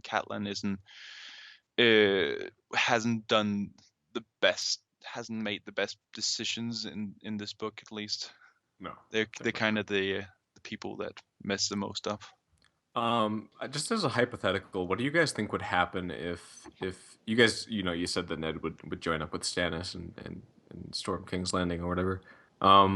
Would Stannis have been like in with Ned? Do you think would he have just been down for that immediately if he had showed up? I'm not sure if he would have. I don't know. I mean, it kind of feels like he retreated to Dragonstone because he knew he didn't have enough allies. Oh, yeah, maybe. And if Ned presented himself as an ally, and of course, we do know that Stannis at least respects Ned for his honor and his transparency, so he would at least trust Ned for his reasons and for his motivations. And yeah, he might just have mustered the his forces along with Ned's, I think, at least. What about the other guys? I mean, yeah, there's no reason for Stannis not to accept Ned's help. Should Ned throw in with him, had history happened differently, but yeah. So I don't know what everybody thinks on R+L=J, but there is a lot of like alternate theories. One big one is that R+L equals Daenerys. Yeah. And in that case, Ned's refusing to send assassins after her would be not just a crime in his eyes or dishonorable, but it would also actually be a sin because Northerners are really touchy when it comes to kinslaying. Wait a minute, how is that even fucking possible? Like, her mom died on Dragonstone giving birth to her, witnessed by Viserys. Yeah.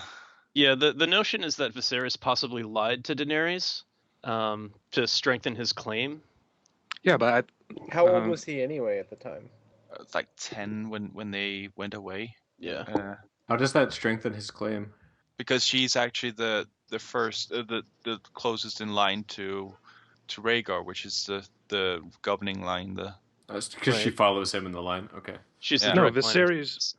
What? No, yeah. If you go by like the men inherit the throne, then Viserys would have been the one. But if you just go by the governing line, then he still would have she superseded her because he's a dude. Yeah. if you go by traditional Targaryen law, yeah, then yes. Yeah, I think the big question it's comes pretty in thin. Well, yeah, but consider that, she just got married to Drogo and then he starts kind of freaking out. And especially when she finds out it's supposed to be a male child. So there is a notion that, his own claim on the throne is a little bit weakened by that, which kind of causes him to do some of his more erratic behavior. It does seem kind of thin. I'll give it that in some areas, but a lot of the pieces do actually fit. The only thing I just don't Daenerys like have about linked up with Viserys if it had been R+L=D? What's that?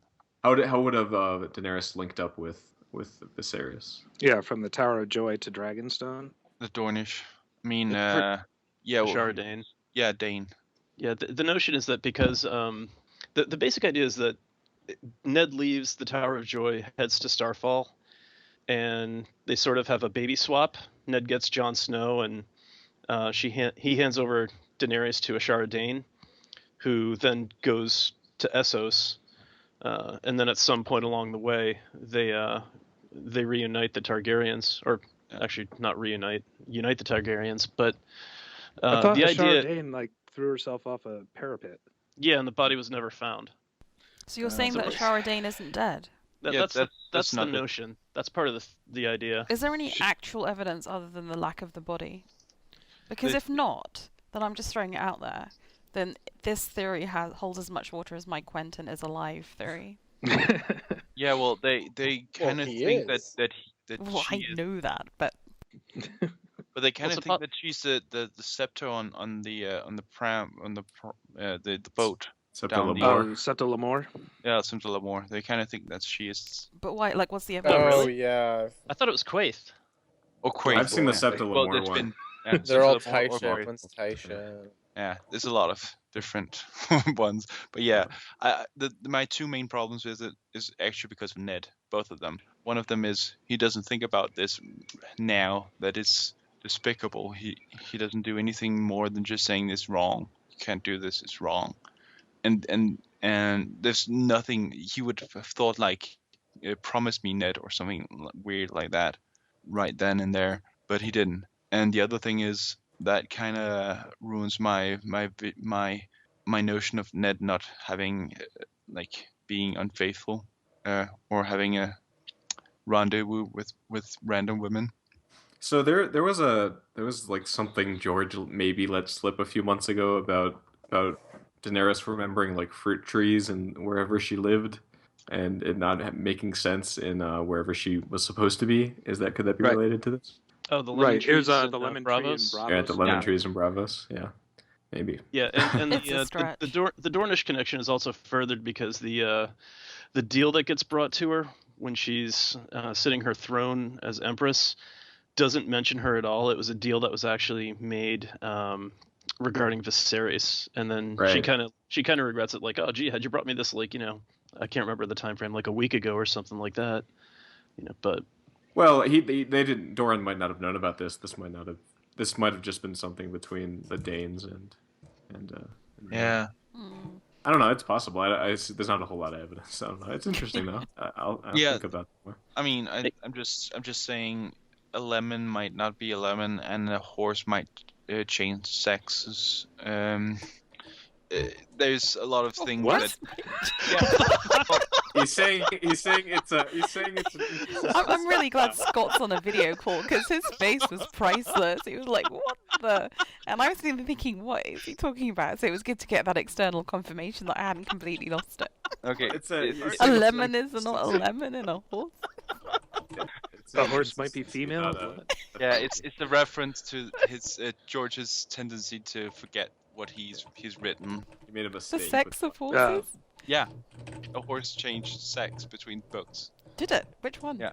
I Which think it one? was I think it was Malister's horse or something like that. Something weird like that. Some random knight's horse was Like Smiler was or it- something. Was it to get away from the Lysine contingency? Life found a way? Yes. No, Jurassic Park. Anyone? No? Yes, yes. No, I don't.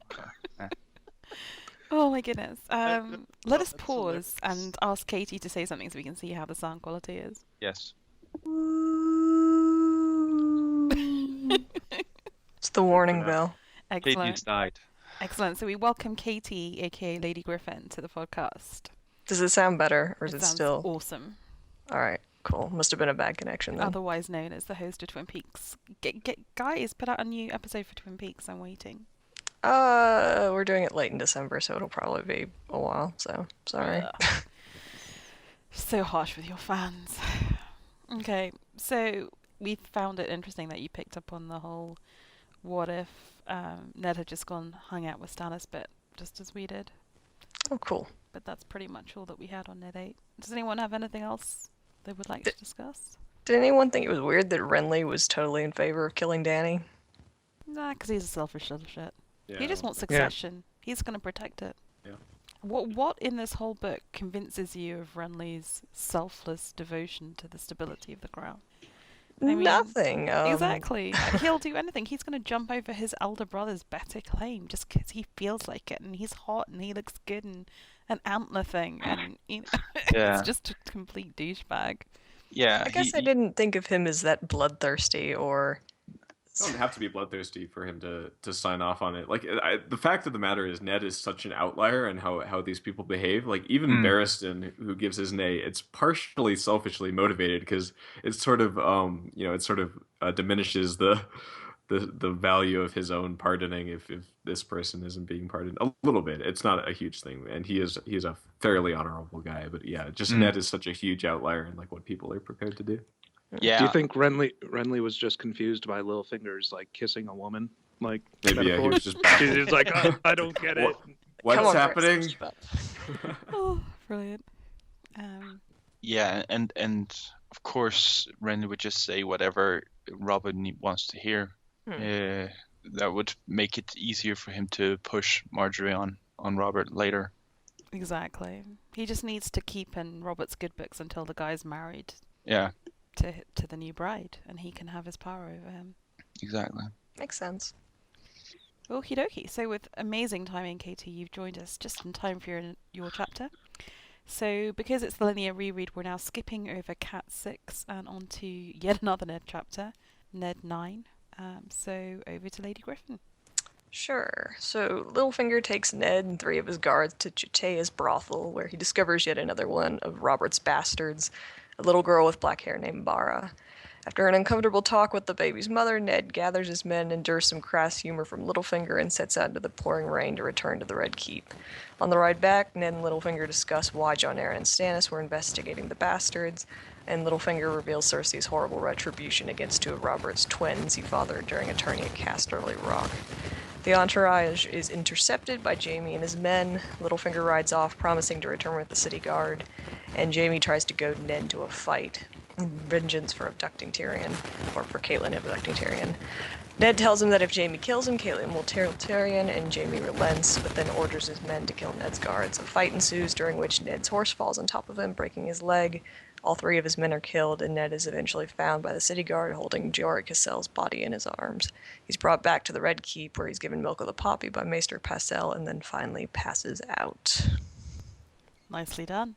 I thought we were going to be subject to this sort of tornado, but it subsided in the end. It reared its ugly head, but then it faded back. Yeah, it was very dramatic. It was like Duncan like had got louder sound and louder. mixed to FCR in the chapter.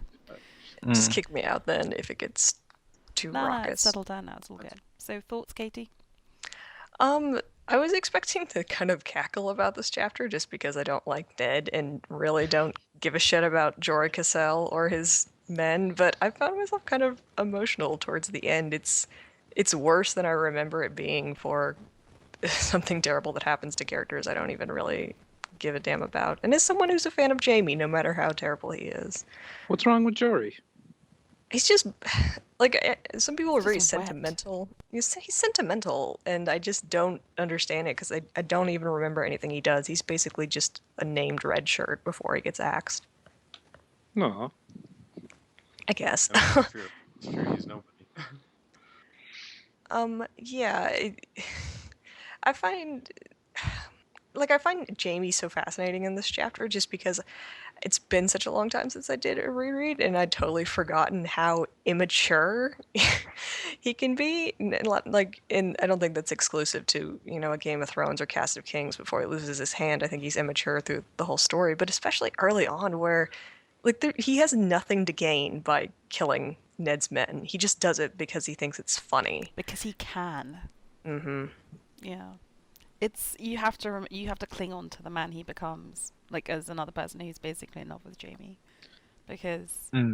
But he doesn't it's even do shocking, the dirty actually. work. Yeah, it's actually shocking here seeing him so detached from it, like almost not on a humbug, but just sort of just for the fun of it. He does this thing. He doesn't even do it himself, like you say. He's sort of detached. It's just very bizarre behavior.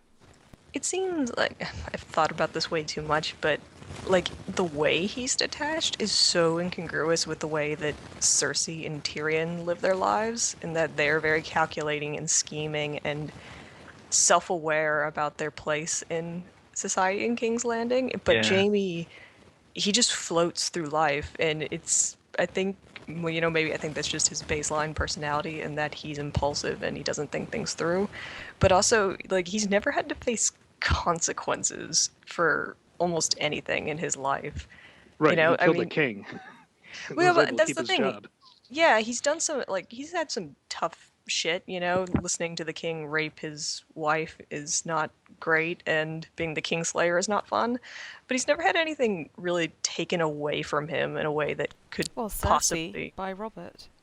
He goes to King's Landing to be with her, gives up his birthright, and then but has he still to gets see to this. Sleep. Yeah, but he does have to. But he does have to ensure this guy fucking her instead. I wonder how far his detachment is actually cultivated, and what might seem shallow or self-interested. When he gives that speech to Tommen about going away inside to get through things. Oh, I think he's definitely I don't think Jaime lacks compassion. I just think it's really his sense of empathy is super underdeveloped, and I don't know. There's just. He's never... okay, like I said, being the Kingslayer sucks, and, not being able to have Cersei in the way he wants sucks. But at the same time, I think, like Zack said, he still gets to keep, or whoever said it, he still gets to keep his job. He still gets to be with his sister most of the time, even if she's sleeping with Robert inconsistently. I don't know, it's not really until he has this daily reminder that he's an outsider when he loses his hand that he actually develops consistent and more nuanced empathy for other people. Nothing yeah, tough stuff has happened to Jaime, but nothing has ever been stolen from him in a way that is unjust, you know? Yeah, No, but to be fair to Jaime, it's not like anyone could take anything from him if they wanted to. I mean, if it comes down to money, great. He's from a family that's got boatloads of it, literally. If it comes down to, a trial by combat, awesome. He's like the best sword fighter around. So, I mean, there's got to be just a shit ton of confidence going through the guy that, hey, no matter what happens, everything's going to be okay, because really, when he thinks about it, there's nothing that he can't handle. The only person who ever took anything away from Jaime is himself, by going into the Kingsguard and sacrificing his inheritance. Well, and Ares, and he killed him, so... Yeah. I mean, he's bitter. I mean, he's a guy who has absolute freedom to does what he wants, but he's got that hound thing in that he was burned very badly about the thing he believed in, and because of that, he feels the need to be casually cruel in a way that I think might be incongruous with who he was when he was younger, before he became the Kingslayer, but now he's just like, fuck it, people think I'm terrible, so why not be terrible? It's not like anything is going to happen to me because I'm terrible. Yeah, he's living down to expectations. It's his thing. Yeah, and I still also think that because of all his talents, he is better. He knows he's better than the common person, and to say the northern guys, they all look like beggars in comparison to the Lannisters and to everything. I mean, there is a pride thing there as well, I'm pretty sure. So when he I guess it's sort of like Renly and Daenerys. It's sort of, he's so far from, they're so far beneath him in his mind, I would guess, that it's almost just a number. Okay, I kill 3. That's a slap over the wrist for Ned. I mean, that could very possibly be a thing, I would imagine. Or what do you guys think? Well, I think it made sense. He didn't lose anything for doing this to Ned. There was no consequence to even this. So like, it's not like he made a bad decision here as far as that goes, and he's gonna have to deal with something. Like, nothing bad happened for him because he. Well, I mean later, but. Do you think but that was something different more would have happened to him if Ned had still technically been Hand of the King? Because now he's just a civilian, right? Albeit one who's got a lot of land, but. Or is it just that Ned would never, or Robert would never have. Well, Robert's incapacitated, right? But just, I don't know. Is there any circumstance in which there would have been repercussions? I mean, the only repercussion he had to deal with was he had to flee King's Landing to his father's army. Like, that was it. Otherwise, what? He's not going to be kicked out of the Kingsguard for killing 3 nobodies, No, but if the Lannisters hadn't won, then there would have been repercussions, definitely. Yeah, but that's too far out. I mean, you could say that he got his hand chopped off and he got kidnapped because he did this, but no, that was because he lost the battle and he was reckless in that case. Like, it's not, you can't seed everything up to this moment and say, yes, this is the one moment where Jaime screwed himself. No, definitely not. But they still would have added up to him not maybe even, especially if Ned had been Hand. It would have been seen as an attack on an official, and if he wasn't Hand, that's why he did it. I think. Yes, exactly. That's exactly. But there was a question specifically to if Ned was a Hand, would anything have been different then? And I think yes, they could have been different, especially if the Lannisters didn't win the war. Well, this is pretty much a guaranteed win situation, though. I mean, he's obviously been tipped off by Littlefinger. He knows it's a perfectly set ambush. They had, 20, 25 guys or something like that with spears. Oh, there's no honor in it whatsoever, right? Look at the ratios involved. Oh, none. You don't want a fair fight, and, yeah, sure, the Stark guys were mounted, but, hey, that's okay. They brought spears, which are, if they were long spears, that's the perfect kind of weapon for fighting a mounted foe, so... I mean, this was just a guaranteed win, and as far as sending a message, this is really what he was trying to do. He didn't want Ned dead. That's not going to get Tyrion back. He just wanted to send him a message, and that's what he did. I don't really think it's a win-loss, kind of situation for him at this point. It's a guaranteed win in his book, and what's the worst that's going to happen? Oh, okay, a slap on the wrist? Yeah, slap on the wrist. That's nothing big to this guy. his guardmen sent to the wall or something. Like the hypothetical is interesting though. If there would have been harsher repercussions if Ned had been acting as hand at the time.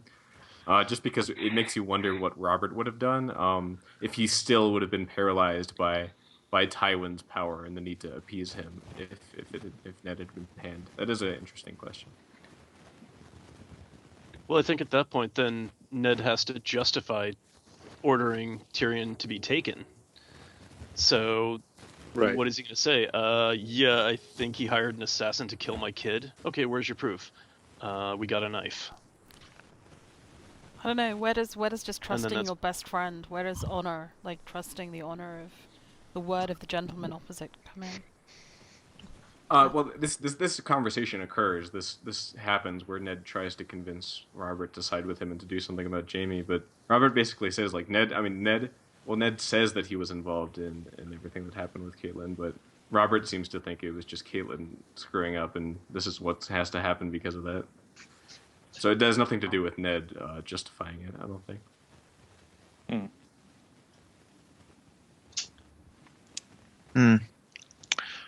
Yeah, it's difficult to know. I mean, it kind of like a butterfly effect. What would have happened if one little situation had been different? I mean, it's difficult to predict, but. Do you really think this changes that much, though, other than getting... like, maybe it depresses Robert to the point that he feels like he has to, go on his fateful hunting trip, and it takes Jaime out of the city, but...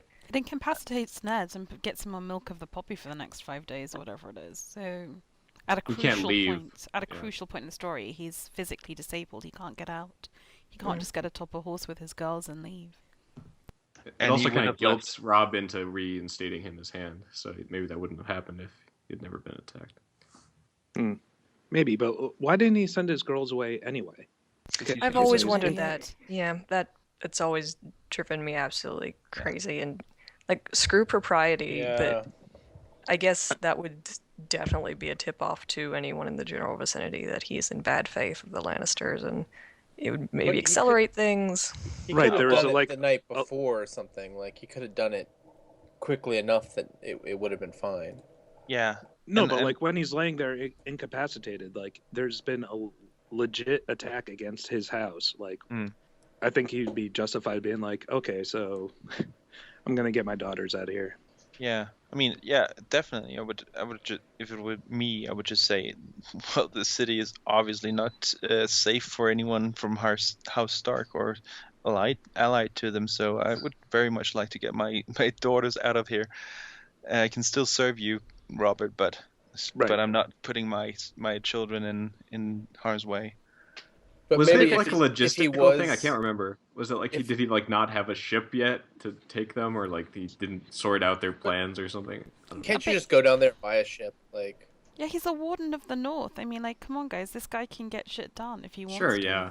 He's also hand of the king. Come on. He might have wanted an excuse, but like if he knew someone nearby, like if he was more friendly with someone, he could have said, "Oh, they're gonna go visit," like he maybe could have said, "Well, they're gonna go visit River Run or something," like, and still have not pissed everyone off. But I think that was maybe he was just trying to think he could still salvage the situation. I'm just gonna say he was addled by milk of the poppy. He wasn't thinking about it until it was too late. Basically, like that was his whole... Well, it might look like he's breaking the betrothal between Sansa and Joffrey if he sends her out. He could certainly send Arya out at the very least, but Sansa might need to stick around. But Arya could easily be sent off. Yeah, I guess so. Yeah, I don't know. Because, I mean, Joffrey's half Lannister anyway, and be like, I don't feel comfortable with that. Appreciate it, but no. Yeah, but that would really not gone well if he broke up the betrothal. I think that would probably been very bad. Yeah, it's not easily done. It's not just like, all right, we're done here, we're leaving. It would have been consequences. So it's not like, I don't know. It's I see why it's like it's kind of baffling that Ned didn't take action sooner. But there's a lot of moving parts to this that make it a little harder to pull off. Yeah, the more you think about it, the more intricacies there is about it.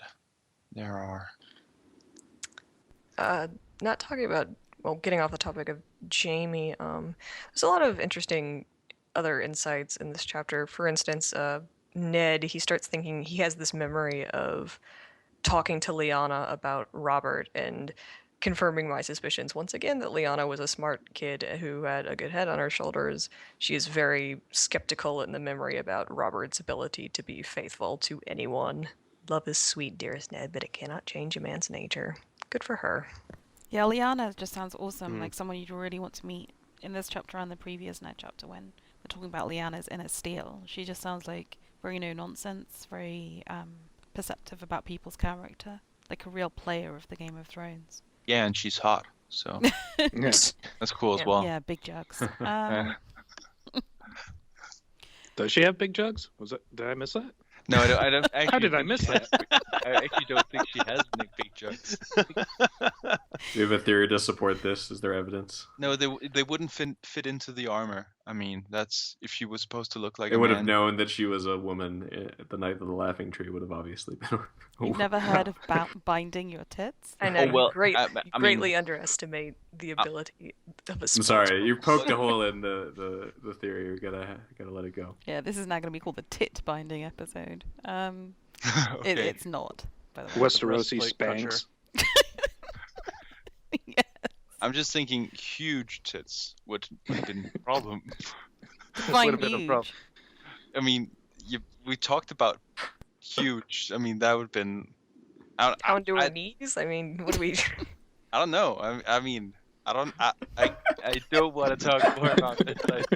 The longer this goes, the better it goes. A friend of mine. Come on, who we've is- had very little nonsense on this podcast. That's so because far, Brett's so- not on. How many people did Cersei actually have killed? Because in this chapter it goes on about her killing 2 other bastards and having their mother enslaved. And then we learn later at some point that she'll have Barra killed. But in Game of Thrones it makes it seem like there's a sort of Herodian Knight of the Long Knives. But is there evidence of that? Does she really systematically have them all killed? Or is it more just an opportunistic thing? I think that is an exaggeration, at least, because I mean, in Lannisport, selling a person into slavery, I think that would not have gone well. Oh, So that I think, story might not be real, but I do think it was very premeditated to kill all the bastards. Like I think that was Oh, yeah. deliberate. Oh yeah, Yeah. afterwards, yes, but I think that specific story was just hot air from Peter to make them seem even more like villains. Okay, so that's just slander, basically. I think that is specifically. But she does have Barra killed, right? Yeah. Yeah. Which is super sad. That girl made me really, really sad and Yeah. really hate Robert. I Well, mean, they were they also trying killed... to kill. Oh, go ahead. Did they kill the mother as well when they come for the baby? I kill them both. Oh, that's Yeah. that's rough. That girl had really good benefits for a whore in a whorehouse. She was given a half-year maternity leave from Chitaya, which was like, wow, that's super progressive. Jesus, in most Western countries today, that's really progressive. Yeah. Chitaya's running a good establishment here. Yeah, she's from the Summer Isles. They do things properly down there. Yeah. Corporate Yeah, wasn't- social responsibility is high. Definitely. Wasn't one of the reasons Gendry was getting out of King's Landing was because they were trying to have him killed as well? That I was thought one of so. the reasons. Yeah, I think that the Smith had been told that there might be a reason, might be a possibility about Just taking orders from the lead faceless man, since he's a faceless man too. Do we ever get am I- confirmation am that I- it is Cersei killing all of them? I think so. Well, I don't know if we get confirmation, but who else would it be? We just assume, Yeah, I right? don't remember. Because I feel like we do find out it's Cersei, whereas in the show we had a hullabaloo because they made it Joffrey who did it Yeah, instead. yeah, that's right. That was different. That was a change. Yeah. It's different. No, Nice. yeah. Is this nice Wolfcast reference there, Patrick? Is this also the first time we hear about Edric Storm? I think it is. Yeah. Yeah, we get that story about Robert taking the Florent girl up and breaking in Stannis' marriage bed. Actually, I don't think we get the story here. We just hear that he. No, exists. it's we do hear it. Littlefinger Yeah. tells Oh him yeah, while they're yeah, planning. okay. Yeah. But getting back to that girl there in the brothel, I mean, Ned even says that the little bar will be taken care of, and that just just didn't form well with me this time. I mean, now that I know, and it's just not as good as nice a thing to say. I find it disturbing that Ned doesn't even want to ask how old she is, which, 13, 14 is usually par for the course for a lot of young marriages within the society. It's like, do you think that she's younger than that? And that's just like one more gross point in Robert's book for me. Yeah, I think so, because at least she's childbearing age. She which is could be like childbearing 12 or 11, just depending on how fast she developed, which is disturbing, but... Yeah, and she says that she hasn't been with anyone else, so she was probably broken in by him, which means she's probably only 11, 12. Ew. Yeah. Maybe she was older because, they didn't add all those hormones that they add in our food now. No, yeah, but maybe, but it's maybe. Come on. Benefit of the doubt. Come on. Yeah, let's do that. It just, like, Robert's attitude towards his bastard children just, like, he treats them like playthings, like everything else in his life. He likes them until he gets bored of them, and, like, Maya Stone, Ned has all these memories about him, being fond of her and playing with her when she was a baby, but then in current day, it's like she doesn't seem to have any contact with him. She might not even know that he's her father. Oh, she does, but... she does? Okay. She does know, but the thing is, as far as I gathered, I mean, I rationalize everything like this. I think that it's specifically because of Cersei that he doesn't have any contact with his bastards. And the one he actually got to have like a relationship with was Maya Stone. So as long as he could, I think he might actually, if he hadn't had, Cersei as a wife, I think he might have been more open to visit his children. Well, didn't he visit Edric? And even got him a smaller warhammer or something like that? That didn't... He didn't visit him. Remember, it's like Varys gives him the gift. It's not like him actively doing anything. I kind of see what you're saying, though, Patrick. I think if nothing else, I mean, I'm not giving him too much credit here. If nothing else, maybe it would have been like a fun thing for him to do. Like, again, it's like a amusement to him, not much of affection, maybe. But I see what you're saying about Cersei kind of inhibiting any kind of relationship with any of them, just because she would have been so mad about it. Yeah, she would not have stood for it, and I think she might even have told him at some point that he should not bring or have any contact with any of his offspring because she would not let that happen or make things hard for him. I don't know. Yeah, I feel like she said something about it being a slight on House Lannister if one of his bastards was at court, and I think they were talking about Edric, but could be mistaken. Yeah. Okay.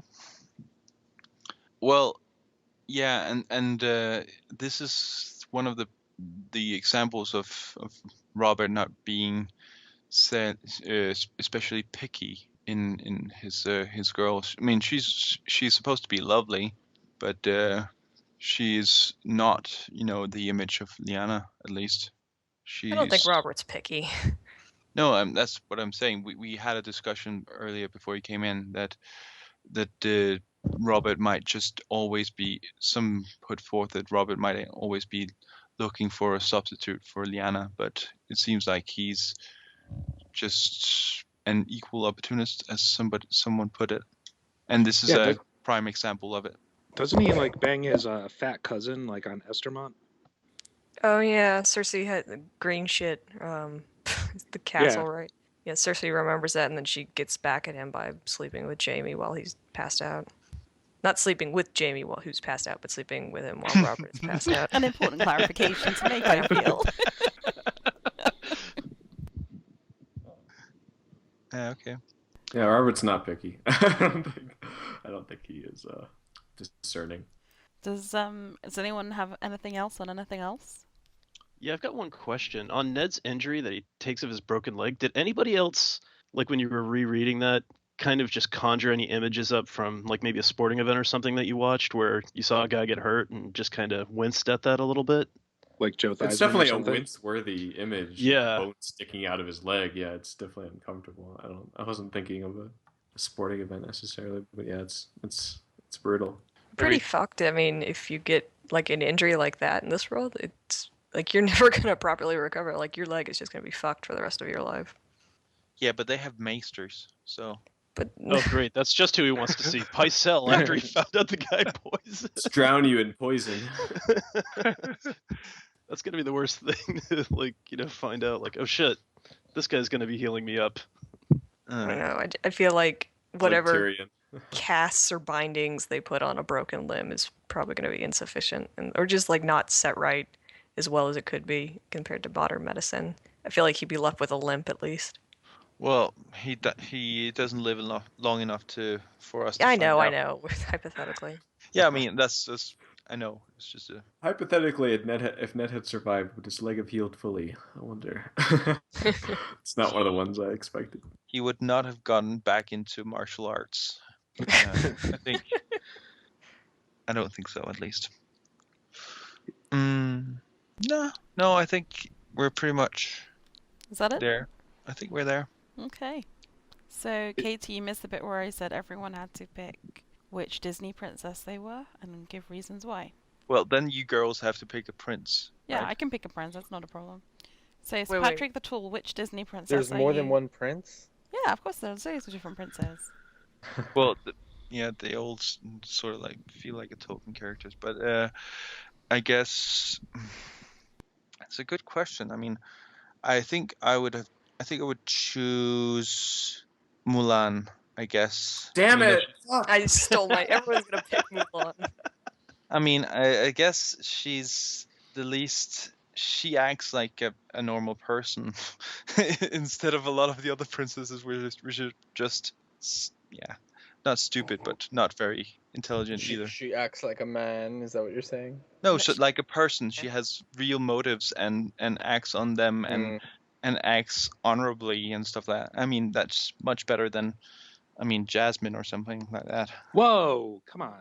Hey. Farley, would you like to take over and explain which Disney princess you would be? Yeah, I'd be Jasmine. I'm quite Oh. picky with my suitors. And I'd like to have a giant cat named Mirage. What's wrong with that? It's all good. It's all good. Adam, which Disney princess would you be and why? Can I be Elsa because she has the cool ice powers? Yes. Yes. And she just don't give no fucks. Okay. Scott. I'm going to go with Leia. She's Force not a power Disney son. princess. She is Sure now. she That's just retconning on like a ridiculous level. You're not allowed to have Leia. Well, Hey, when technically, you could wish just upon pick a someone Death from Star. Marvel. You have to pick a Disney princess that would actually be included in like a Disney princess sort of set of movies. I don't know. Which Sleeping Beauty, I guess. I don't know. What's that Scottish girl?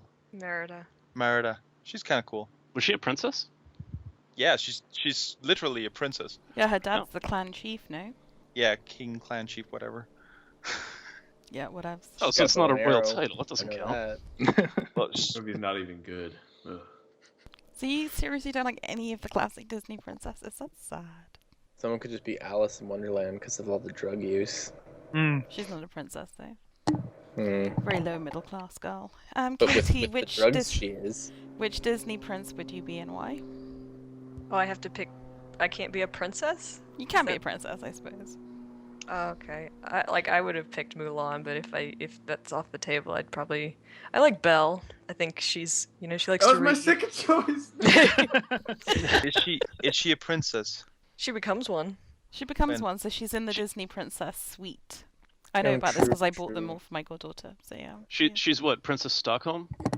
No, she's Oh. she opens up to him when he stops mistreating her, and she leaves when he lets her, and she stands up to him and is assertive but also kind. I think she's pretty rad. And she's also smart, even though the town tells her she's not supposed to read. Yeah. Soon she'll get ideas and In thinking. France, women don't read. Good generalization. Tell that to the current head of the International Monetary Fund. Anyway, I was actually going to pick, if I had to pick a prince, the prince from Beauty and the Beast, because that's my favorite Disney princess film. Yeah, but I think the Like main while star. he's the beast. Yeah, Bina. Yeah, Wow. but I mean, the Beast and the prince are the same person. So you gotta love them both ways. But aren't you just? Don't you agree that the Beast looks better than the whatever he turns into? He does have a bit of a mullet, doesn't he? When he was It was the 90s. I mean, I've seen it with a few people, and they always comment that it's like, oh, and this Beast, he looks almost cute in a sense when he gets all combed up and everything, and then suddenly he dies and gets revived into this monster thing. Spoiler alert. Sorry. It's a medieval fairy tale. You can't spoil it. Actually, one of my all-time favorite princes is probably Prince Humperdinck in The Princess Bride. But, what? That guy's a dick. Yeah, but he's just so evilly, viciously brilliant. And I'm disappointed that there was no Prince Eric Love from Little Mermaid. He's boring. Oh, He's I was so about to say, which wet. one is he? Like, I don't know.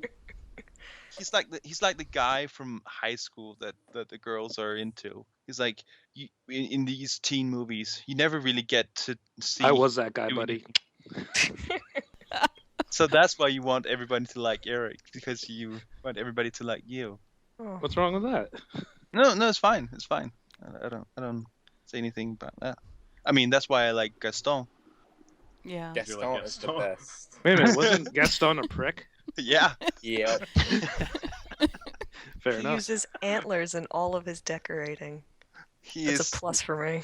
He is Robert Baratheon before. It's just raw eggs and muscle. It's definitely one of the best songs in all of Disney. It's one of the funniest. Okay, well, with that totally irrelevant diversion done. Wait a minute. Wait. Do I get to open my present? Oh, yes. Okay, hold on. But Let me get Amberlef, it. so this is for listeners who don't know about this. Some members of the Vassals of Kingsgrave community decided to do a Secret Santa, which wasn't that secret because whoever got the present from me, it was from England, so it was fairly obvious. But Matt Varley is now, drumroll everybody, going to open his present live on air. The anticipation is deadly. Who can stand it? Matt, do you want to describe the present? Matt? He's getting it. I'm sure he's going to. Are you that horrified by what she said to you? Was it like Schrodinger's cat that didn't make it? Are we getting a picture of the present now? So I can fit this in? Yeah, of the card. Okay, listeners, I will put the card into a picture of it into the WordPress post. And it just says, "Hi Matt, enjoy your gift from Houseman Woody." Yeah, that's not hugely. It's about the size of a Crazy poker game, chip. whoever sent that. That's not very imaginative. That's Are you it? supposed to reveal who you are? Well, whoever sent it probably won't be on this call. You can try and guess. I revealed guessing who I it's, am in my message. So. I'm guessing I got Shane because I got a Texas Eats Lone Star Heritage Cookbook. But he's not from Texas. That's the funny thing about it. So, can I tell you guys a secret? It might be from Mordian. If you don't include this. Go on. Oh, it might be. So Morgan. I got Shane, and the address I got was a Texas address. So I don't know. Oh, no. What I'm sent to. Yeah, because he mystery he deepens. lives like 10 miles from the Texan state boundary, so he probably just drove across straight lines to send it from Texas. He has a vanity address for all his mail. He lives in East Louisiana. Well, thank you, Secret Santa. I love cookbooks and I love cooking, and I will definitely try some of these. So who do you think it's from then? If it's not from, it must be from Mordian. Yeah, it's gotta be from Sienna? Mordian or Shane. Maybe it's from Mimi. She's not in it though. Oh, one can only hope. Is Mordian in it? I don't think he is. Oh wait, let's just look up the list. It must be Shane. Awesome. And it has like a little bit of history behind the things, it looks like. Great, thank you, whoever my Secret Santa was. When do we get to find out? Is there going to be some official unveiling? I think. What did Amber say? She wanted to wait till December 28th. I think at first. I don't know if that. Yeah, that ain't It's actually- happening. Yeah. 26th. Hold on. Yeah, I guess I should formally close out the podcast and say thank you very much to everyone who contributed, including Nadia, who had to leave early. But thanks to all of you guys. Thank you. Thank you. Thanks for having us. Doing it again. Not a problem. Oh no. Wolfcast takeover. What happened again? In the meantime, you can check out VOK Podcast on Tumblr, on Facebook, at the WordPress.com website. And also, if you'd like to initiate, join, or otherwise get involved, then please visit the Podcast of Ice and Fire forums and sign up. So, thanks for listening. Bye. Bye-bye. Bye. Adios. I love these belated. Sayonara.